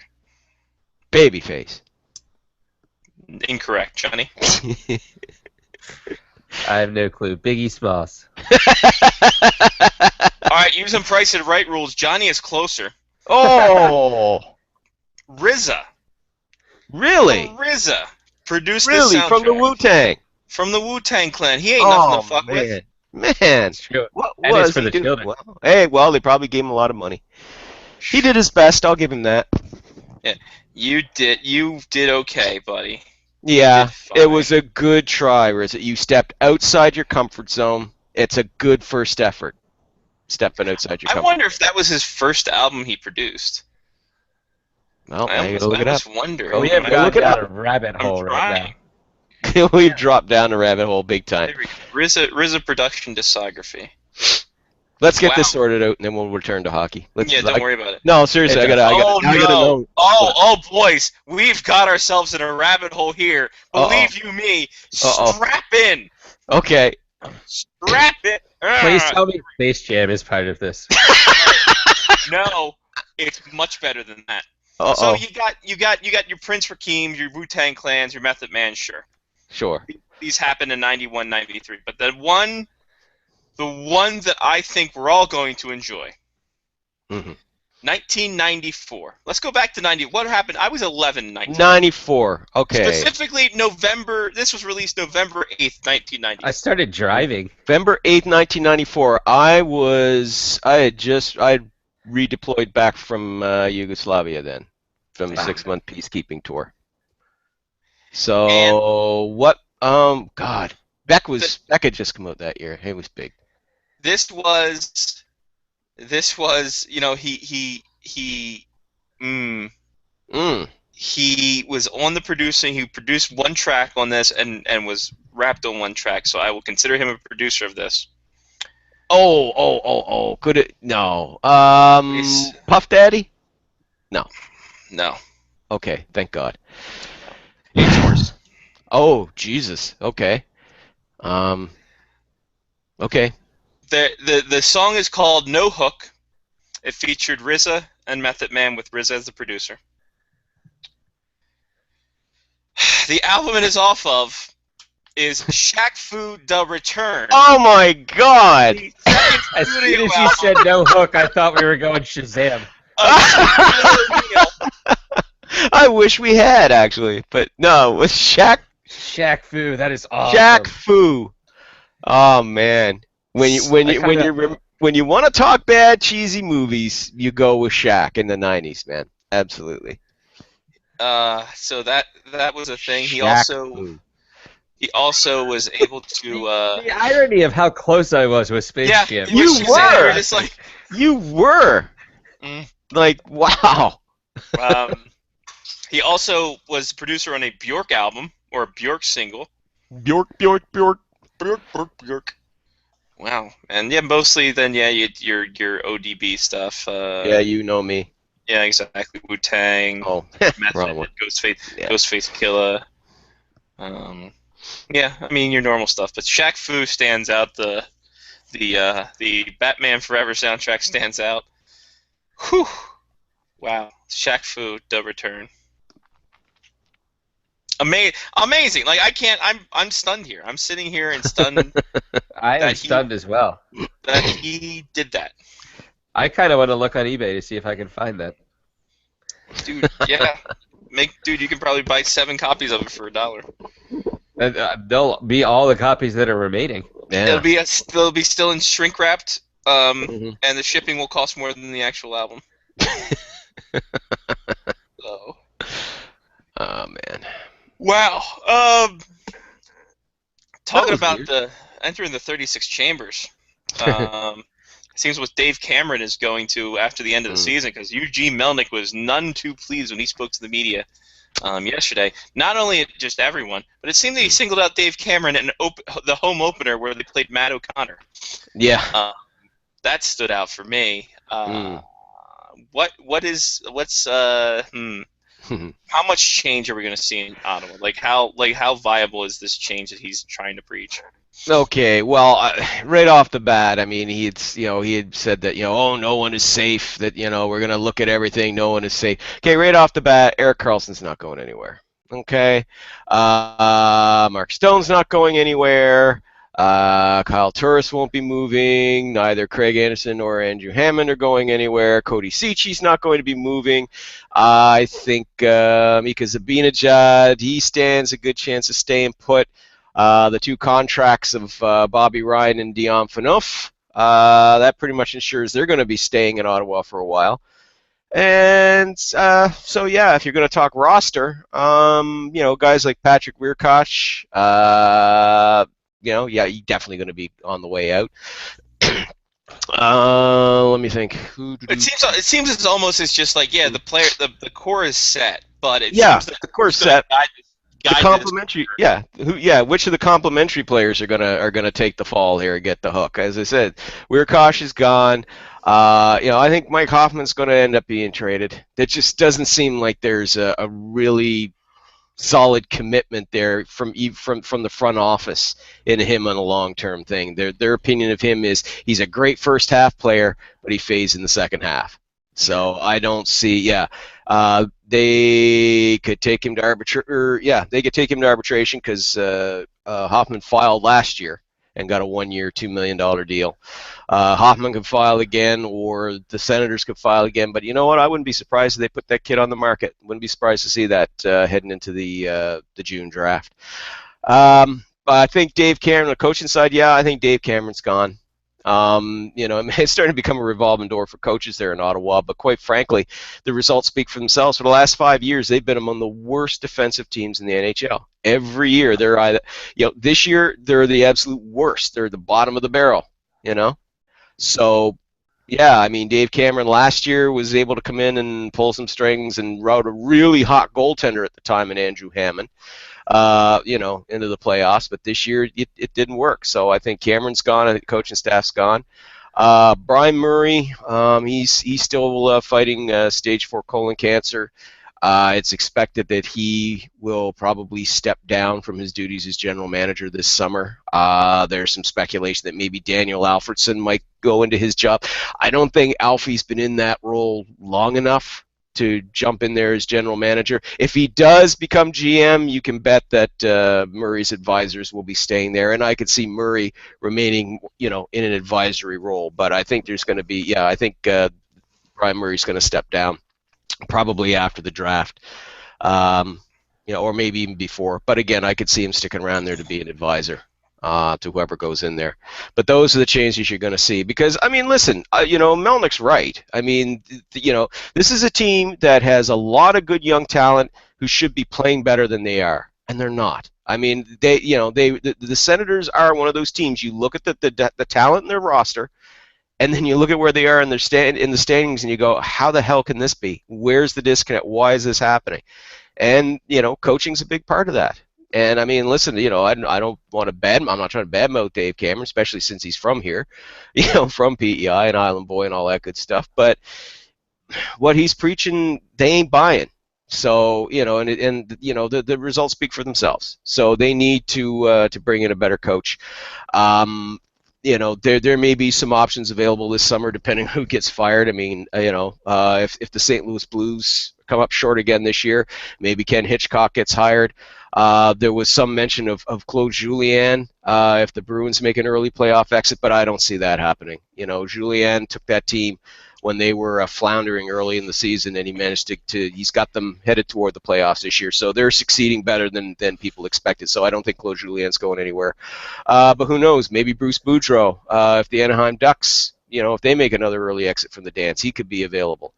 I heard I was reading the Ottawa Sun one mention of, Randy Carlyle is still available, and it's like, and he can stay right where he is. Yep. Because this is a team, because this is a team that needs help defensively. And if it wasn't for the Toronto Maple Leafs in the last 2 years that Randy Carlyle was head coach, the Ottawa Senators would have been the worst team defensively in the league. So, that's a guy to avoid. Is Mark Crawford a possibility too? Because he said he's coming over and looking for any kind of job. But is he too far gone from the NHL to be any kind of a threat to anybody at all? Well, I don't think you could rule him out. I think that the Senators may take a look at him. Because he's been coaching. He's coaching over in Switzerland the last couple of years. It's not like he's been out of the game for too long. But if the Senators don't take a look at him, maybe another team that's looking at going in a different direction, and not want to keep hiring the same sort of recycled coaches that we seem to be seeing. Yeah, maybe you bring Crawford back. He hasn't coached in 5 years in the NHL? At least that, yeah. Yeah. So it's been a while. Yeah, I think was that with the Avs? No. I gotta pull this up now. Yeah.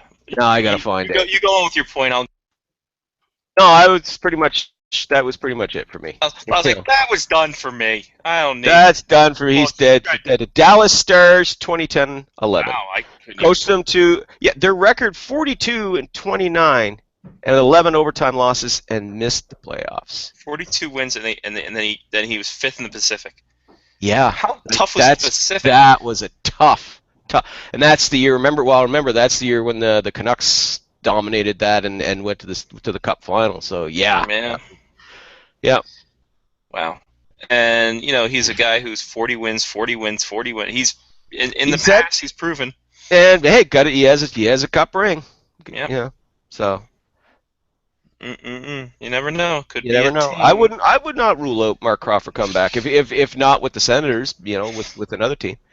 It'd be great if Ottawa won the first. That wouldn't happen. But the first overall pick, he gets reunited with Austin Matthews again. That would be crazy. Yeah. Yeah. But but see, that's not going to happen because Edmonton's going to win going to get the first overall pick again, and Todd McClellan's firmly entrenched as coach there, so I don't see that happening. And Bill Delly will walk off the stage and I- yell at a part of me, a sick, twisted part of me, wants to see the Oilers win the draft lottery to watch the hockey universe explode. I want them to do it and not draft a defenseman just to. Just to keep loading up. Just to think, you know what? Sooner or later, this fire wagon hockey is going to catch on, guys. You wait. You wait. Oh yeah, we're bringing it back, baby. Old school Oilers style. Just you wait. The minute we can find the reincarnation of Grant Fuhrer to play net. Yeah. Oh my God! Listen. I can. Now, I'm honest. I'm usually. Well, they call me. I don't try to divulge. They call you the Space Cowboy? They call me. Gangster They of like Love? to call me. The Killers made a song after me. They call me Mr. Brightside. Ah. I try to look. Only reason I know that I heard that driving home today. The only way I know that is. I want this to be a good thing and have Edmonton not win it and maybe drop down to 4 so they don't get Matthews of the 2 Finnish kids. Mm-hmm. Won't happen. They are going to get 1 or 2. I would love it if it was 1 for the sheer fact that the hilarity that would ensue from this, the hilarity and I don't know if you could make up a funnier joke. To be quite wholly honest with you. Oh, it'd be fantastic. I mean, the reaction last year alone was priceless. That was just, I think my thing is this: is that if Tim Murray gets screwed over again, his glasses could get bigger. To be quite honest.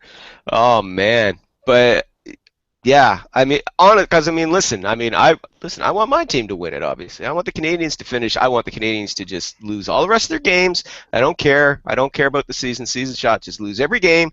Get yourself into a good position to where you could win the draft lottery. Because I would love it if they could win the draft lottery, or at least as you said, get a couple of those Finnish kids, or maybe Matthew Tkachuk. He could be a good, Chuck could be a good chip one. off the old block there.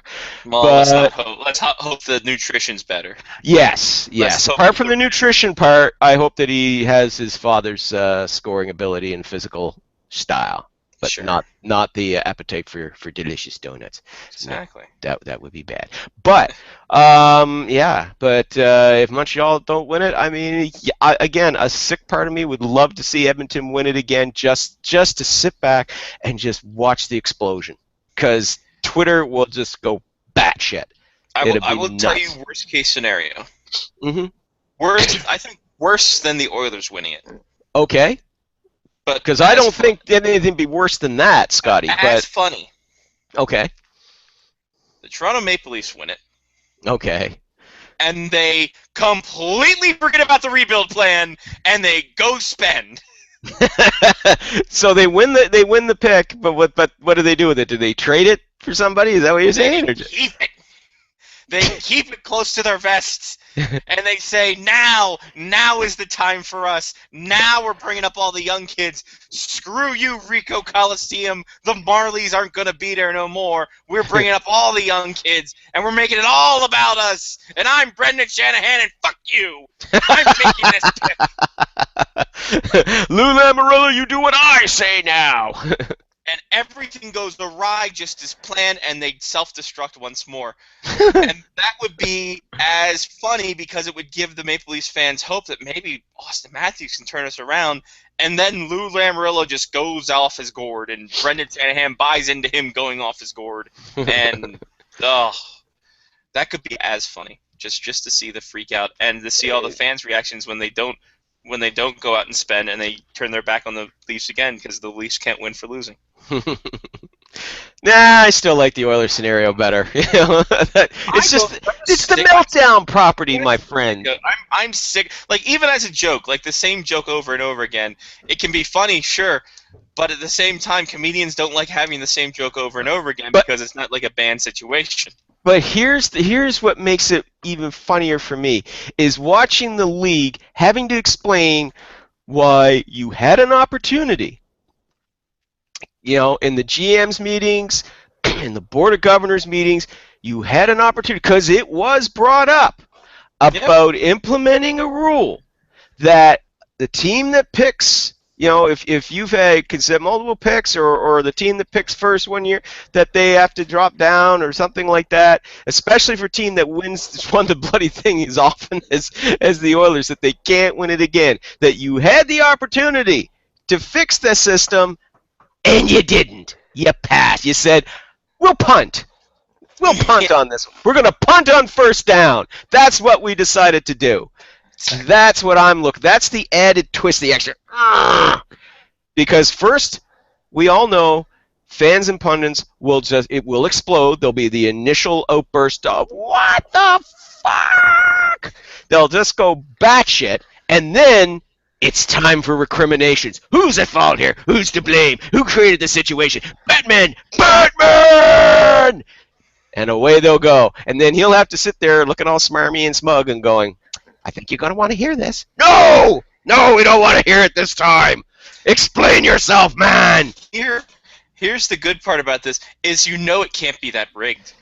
You know that if they win it again, if the Oilers called that, maybe that would be part of the wonderful thing. That's how they would. I think that's how he would explain it away. He'll sit there and go, well, at least you know it's not rigged.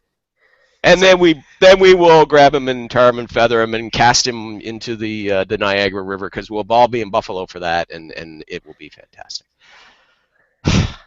Isn't that awesome? I don't know. I'm scared. I'm a little scared. Actually, we'll all be bowling, so we won't give a shit. Exactly. Give a shit. Yeah. We'll be bowling after. We're doing the Big Stand Invitational. We're doing that Saturday, I think. That's fine. That's I honestly don't know if we'll see. Saturday afternoon, Saturday after evening, Saturday night. Yeah. How late are we doing this? Because I will have a plane boarded. I am still waiting for confirmation back. So. Okay. Because I can do some. We all have planes to board Sunday, so. Yeah. Well, yeah. But I'm definitely in. Bowling, man, great way to unwind after all that crap. For sure. Absolutely. Absolutely. I already been. Oh, has the hotel's been? Johnny, have we done the hotel thing yet? Has that been done or? Yes. Okay, cool. All right. They're all on my card, but I don't think I paid for them. So I will. I think that we can all pay for ourselves when we get there. Yep. But I already did all the booking. Oh, sweet. Yeah, because I've already looked into my flight's not going to be bad. Flight to Toronto and then take the rental car down, nice and cheapy. We're talking about 524. Yeah. That's 524, and that's a direct flight. Then Thursday night, which is weird for off of here because we normally don't do direct flights to Toronto. There's usually a taking down over. Sure. But this time, I'm flying WestJet for this one, and we're leaving at a reasonable time, like just after supper. Get into Toronto just before 7 p.m. So yeah, time to get the car. You don't have to fly to Boston and then Buffalo. No, sir. No, I looked into it. I looked into flight, and it was like Newark. You got to go to Boston? Yeah, he's got my travel agent. Holy crap, man! The cheapest one wants me to go to Boston and then to Buffalo. It's an hour and a half total flight that's going to take 5 hours. That's It's going to take me 8 hours to just drive there, so I'm just going to drive it. You might as well. You can take your time, like shit. If I get a rental car. Oh man, if I could drive it, I would. But that's way too far for these old bones to do in one day. Can't do it, man. Hurts. It hurts. But But flying to Toronto and then take the rent-a-car down, I'd be there by about 8:30, 9 o'clock, checked in, relax, sleepy boots, no worries. There we go. Done and dusted. Catch up with you guys the next day. There we are. And we'll catch up with ourselves that day too. Yeah. I might go in. I don't know. I might go a little earlier. Maybe I'll go in a day earlier. I don't know. We'll see. All I know is that it's just not going to be that expensive. Well, you got the rooms from what, 24th to 20? Thursday to Sunday. Thursday to Sunday. 20. Oh, cool. Okay. When is maybe I'll take an earlier flight instead.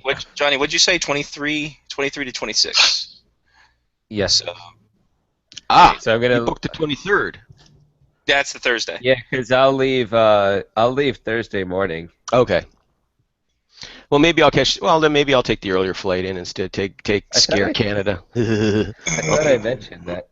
I'll take Scare Canada, and that way I can get in the afternoon. Maybe we can at least get together for dinner and drinky poos, lads.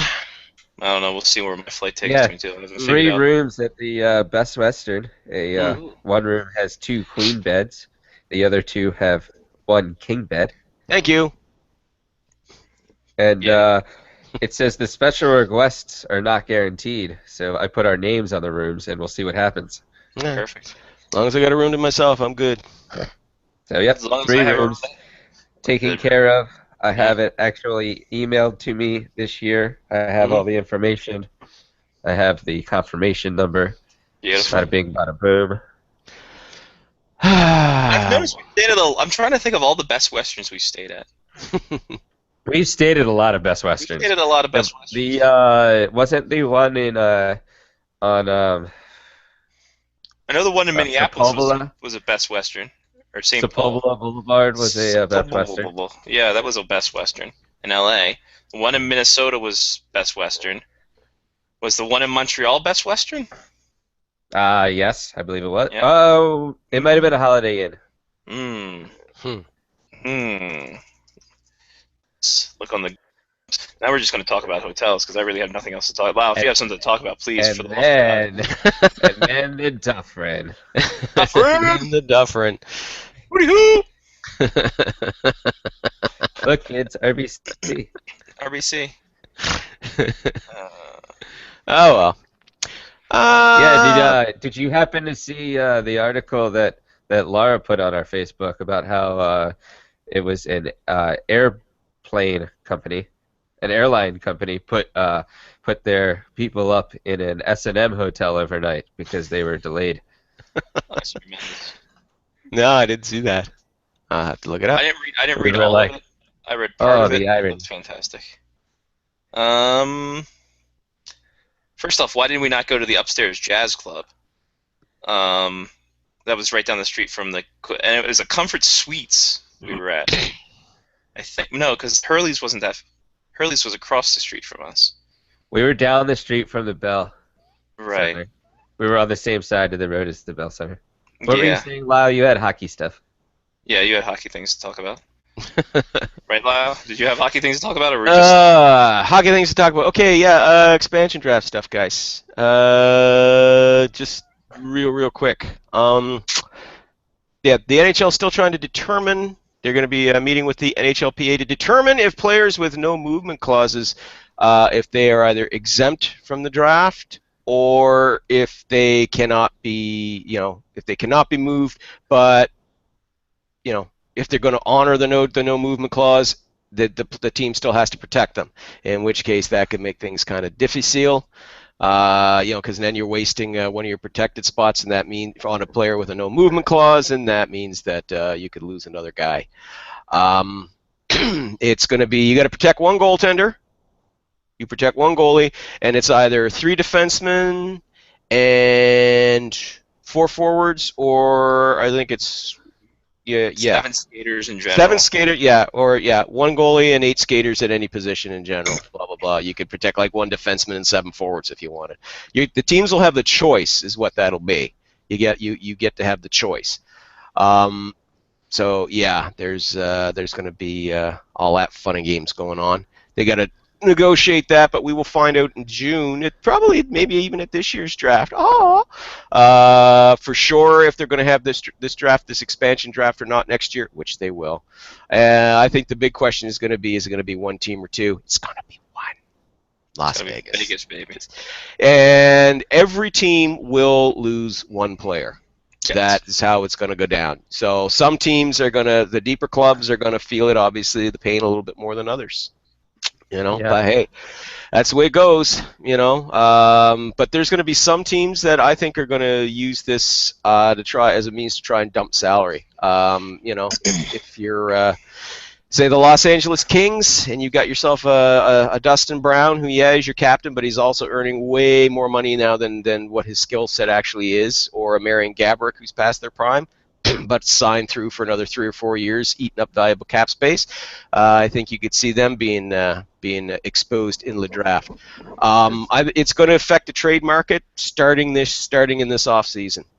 You can be guaranteed that that's going to happen. I'll give you a perfect example of that.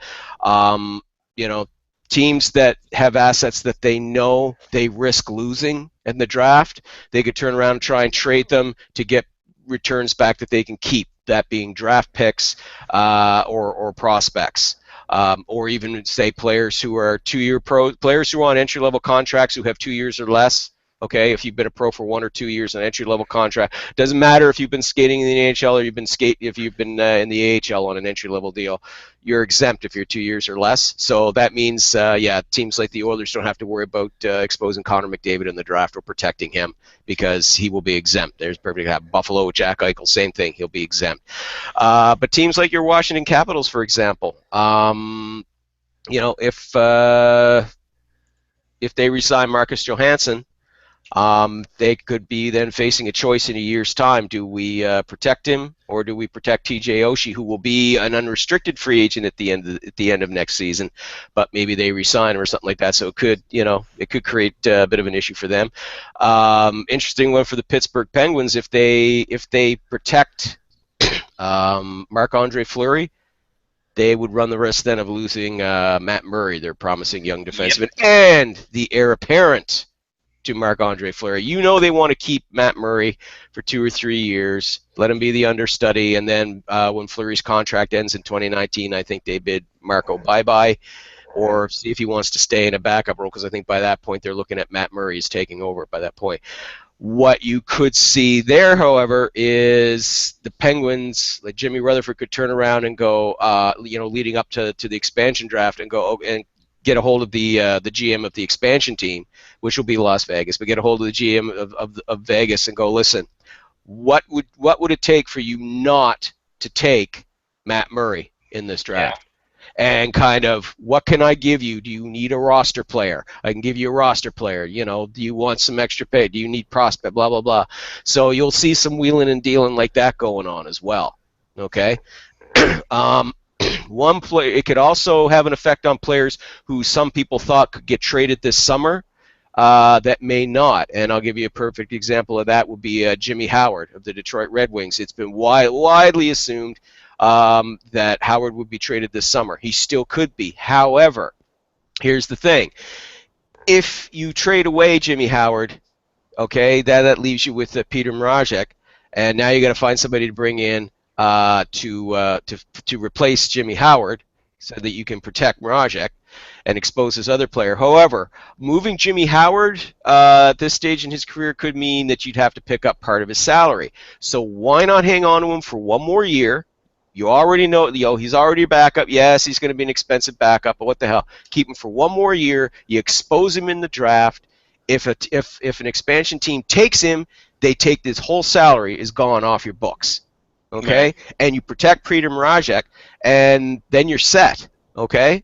So, you could see that sort of thing happen. So, expansion draft is actually going to throw some interesting quirks into the trade market going, right up to the rest of the season. I mean, it'll even affect some of the free agent signings too, because let's face it, if you've got players that are going to be unrestricted free agents next summer, the draft more than likely will happen before the end of June. So those players will still technically be under contract, okay?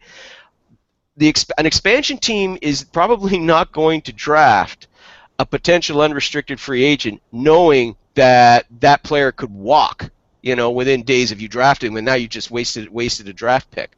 So you might see teams maybe come to some understanding with their pending unrestricted free agent saying, look, we're going to sign you, but we want what? We're going to expose you in the expansion draft, because if they pick you, you can walk and come back to us and we'll re-sign you. If they don't pick you, we will still re-sign you, but we're going to wait. So don't be surprised if that scenario happens. Should be interesting. I want to know the backroom deals that are going to happen because of this. Mhm. Because yeah. that's the thing that I think would be the biggest fun. That would be a nice little documentary to have. Oh my God, yeah. Type of like stipulation, like if you get a player taken from you, that you're able to protect another player. No, it's a straightforward. You submit your list of protected and unprotected players, and that's That's it. interesting. I Well, think even in MLS for the expansion draft, that if you lost a player, then you were able to like protect somebody else on your team after that. Yeah. But see, they do the list up, and then it's just the one shot, and here you go, Las Vegas. Here's your list of available players. Go at it. But what's an interesting twist into this thing as well is that excuse me, every existing NHL team, they have to expose at least 25% of their cap payroll in this draft. So that way, these teams just can't turn around and just expose crappy players. Just just a bunch of third and fourth line guys are our sixth and seventh defensemen. It's like, no, you're actually going to you've got to expose some salary here. So our buddy there, Scotty Larry Brooks of the New York Post, actually raised. Good old Larry. But he actually raised an interesting point. He said, let's assume that the New York Rangers had an opportunity this coming season to trade Rick Nash and his $7.8 million salary. And given the way that Nash has been playing this year, who could say? But they could then end up having to retain Rick Nash through next season, even if they didn't want to, so that they could use his salary to expose to expose in the draft. Yeah. So, yeah, there's going to be a bunch of interesting a whole bunch of different interesting scenarios going on. I think we're going to see you'll see some teams they'll want to use the draft as a method to dump salary. You're going to see some teams that are going to try and use the draft as a method of maybe trying to retain players by as I said, keeping guys that'll count towards their cap, sort of thing. You're going to see, teams do that wheeling and dealing we talked about, okay, what's it going to take for you not to draft this guy, and it's going to have some consequences on some of the free agent negotiations this summer as well. So a nice, interesting wrinkle thrown in there. I obviously have read nothing about this. How many players do they get? Because if you have to choose one player from each team, you're going to get 30 players. Yeah. Yep. But how would a team that's deeper lose more players? Like they're not. You can only choose one player from each team. But the point is, point is that the deeper clubs, however, will stand to lose a more talented guy. You know what I mean? Then say, like for example, the Chicago Blackhawks stand to lose, say, a good kid like Artem Anisimov, maybe Andrew Ladd if they actually re-sign him. I don't know how. But they could stand to lose a guy like that compared to, say, a team that's crap, that's playing terribly, that doesn't have as much depth. I don't want to say Buffalo because they actually have some, but you know what I mean? Yeah. It'd be easier for Buffalo to come out with like a 45-man roster. That's amazing. No, I know, but like a team like Buffalo, for example, they'll be able to protect all their best guys. They really will. Whereas Chicago, they're not. They're on the other end of that depth scale. They're not going to be able to protect everybody. They're going to lose a guy like Scott Darling could be like one of their goaltenders there. Scott Darling, he could be exposed in the draft and he could be gone. Though he's another one I mentioned is going to be an unrestricted free agent. So maybe a team takes a pass on him. Yeah. Again, it's going to be very, very interesting. It's going to create a lot of different scenarios. So fun stuff. Fun I like it. By the way, final answer, Days Inn is what we stayed at in Montreal. Ah, It's now called that's a Hotel Espresso is what it's called now. do we get espresso? It's a free lot of espresso, coffee. yeah, oddly enough. Really? Oddly enough. Free Oh, we gotta espresso, go yeah. Yeah, we gotta go back. Here we go. Da-da-da-da-da. Oh, wait, $87 a night on Expedia for Hotel Espresso. Ooh, they've gone downhill, my friends. In a big way. It's like the economy Yeah. shit out on us, Lyle. Mm. Last week, Johnny P is the big winner. Look Oh, at Yay! Johnny P. All Man, I am right. screwing up my own plan. For the year, Lyle's up top, tied for second, Johnny and Mark, and I'm bringing up the rear. Mm. We will do the AHL this week. The other categories: Johnny first, Lyle second, Mark third. I was in last. Lucky me. So I will pick first, and I'm going to go with the AHL's team of the year, the Iowa Wild. The Iowa Wild. So that puts, I think that's Mark next. So Mark is not here. So we have to pick a team. We have to pick a team out west because he'll be flying into around California. I'm gonna say because he loves this song so much. I say we pick the San Jose Barracuda for him. That's a good pick right there. That's good. Barracuda. All right, San Jose for Mark. And that gives us to Lyle. Lyle.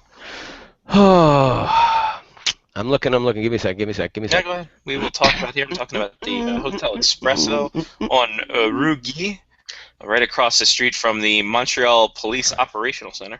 I feel like Hotel Espresso just has overpriced rooms that are really small. That's it. A lot of fun. Espresso. Okay, I made this pick last time, but I'm going to go with it again because I like it. The Ontario Roman Reigns. There you go. There you go. Keeping with my wrestling theme. I like it. And now Johnny, the big winner last week, now bringing himself up tied in striking distance. Whoa. I'm just Strike going to while say screw it and go for the number one spot. All I'm going to go right. with the Albany Devils are in the details. Nice. I like the literary route. Yes. Thank you. Um, I got a new laptop. I'm very smart now. and we've stayed at a Holiday Inn Express. There We've you had go. at least once. Yeah. When is the I'm trying to find the Frozen 4. April It's, 7th and 9th. Yeah, the tournament just started. I think It this starts weekend this coming weekend. up. This Yeah. weekend, yeah. And it'll be in Tampa, April 7th and 9th. So we have this week, and I think that's it. I think we'll know the Frozen 4 by next week. Huh. I think. I don't know. I'm trying to. In any case, something will happen, and we'll have things. and It's stuff. definitely it's a 16-team tournament, right? Yes. Yep. So they play 16 and 8 this weekend. So yeah, the Frozen know 4 will be known, but they take a week off so that they don't run into the basketball national championship. Exactly. Next year. Next year it's in Fargo. Maybe go down to Fargo for some championship action next year. Do they have a bracket out? No, why would they have a bracket? Sean Leahy put it on Twitter. Oh, Sean Leahy. He puts a lot of stuff on Twitter though. So. Oh. Sean Leahy. Hey Sean All right, so, Leahy, when you hear this tomorrow, send the bracket back out. No, I found it. They just marked it wrong on the NCAA site.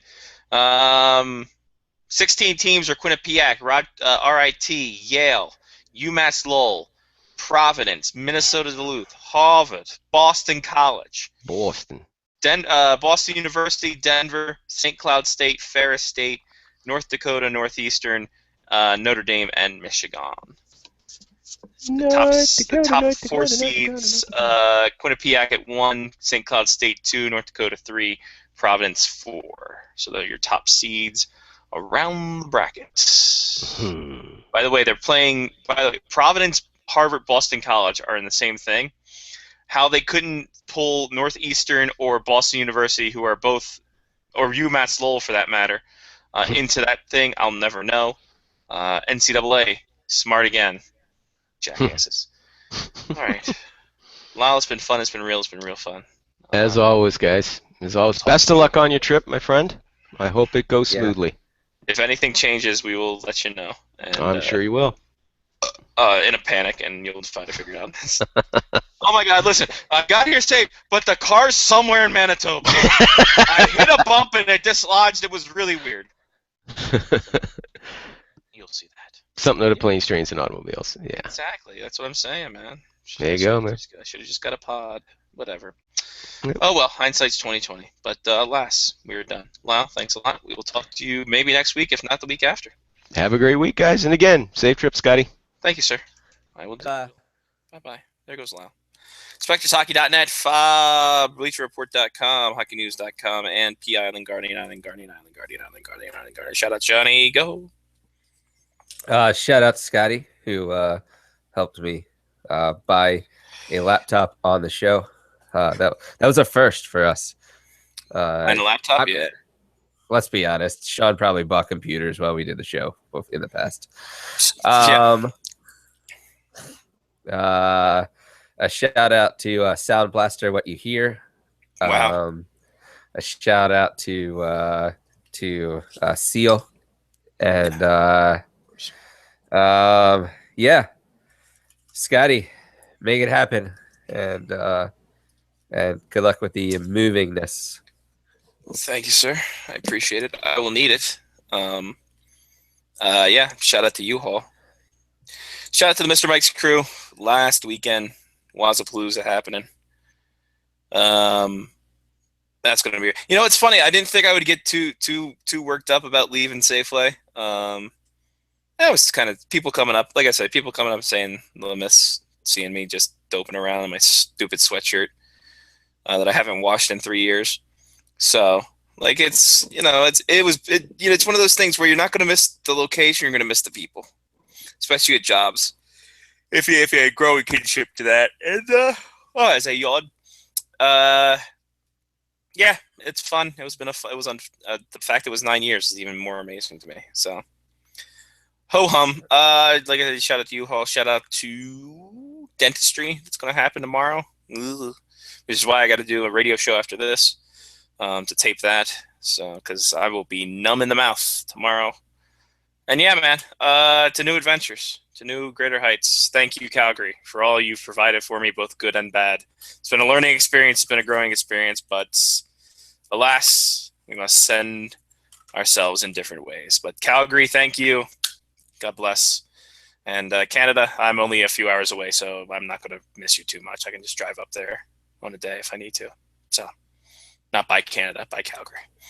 All right, that's it. That's all for Jenny B. I'm Scotty Wallace. Take care of yourself, and someone else has been Face Off Hockey Show on faceoffhockeyshow.com or iTunes or whatever you get your podcast. Faceoffhockeyshow.com is also our Tumblr. We just post links there. It's great. Facebook.com/FOHS Radio and Face Off HCKY Show on the Twitter. So that's it. We are done until maybe next week. Stay posted to our social media for all updates and fun stuff that's happening there. If there is a show to be postponed or whatever, we will let you guys know. But until then, peace.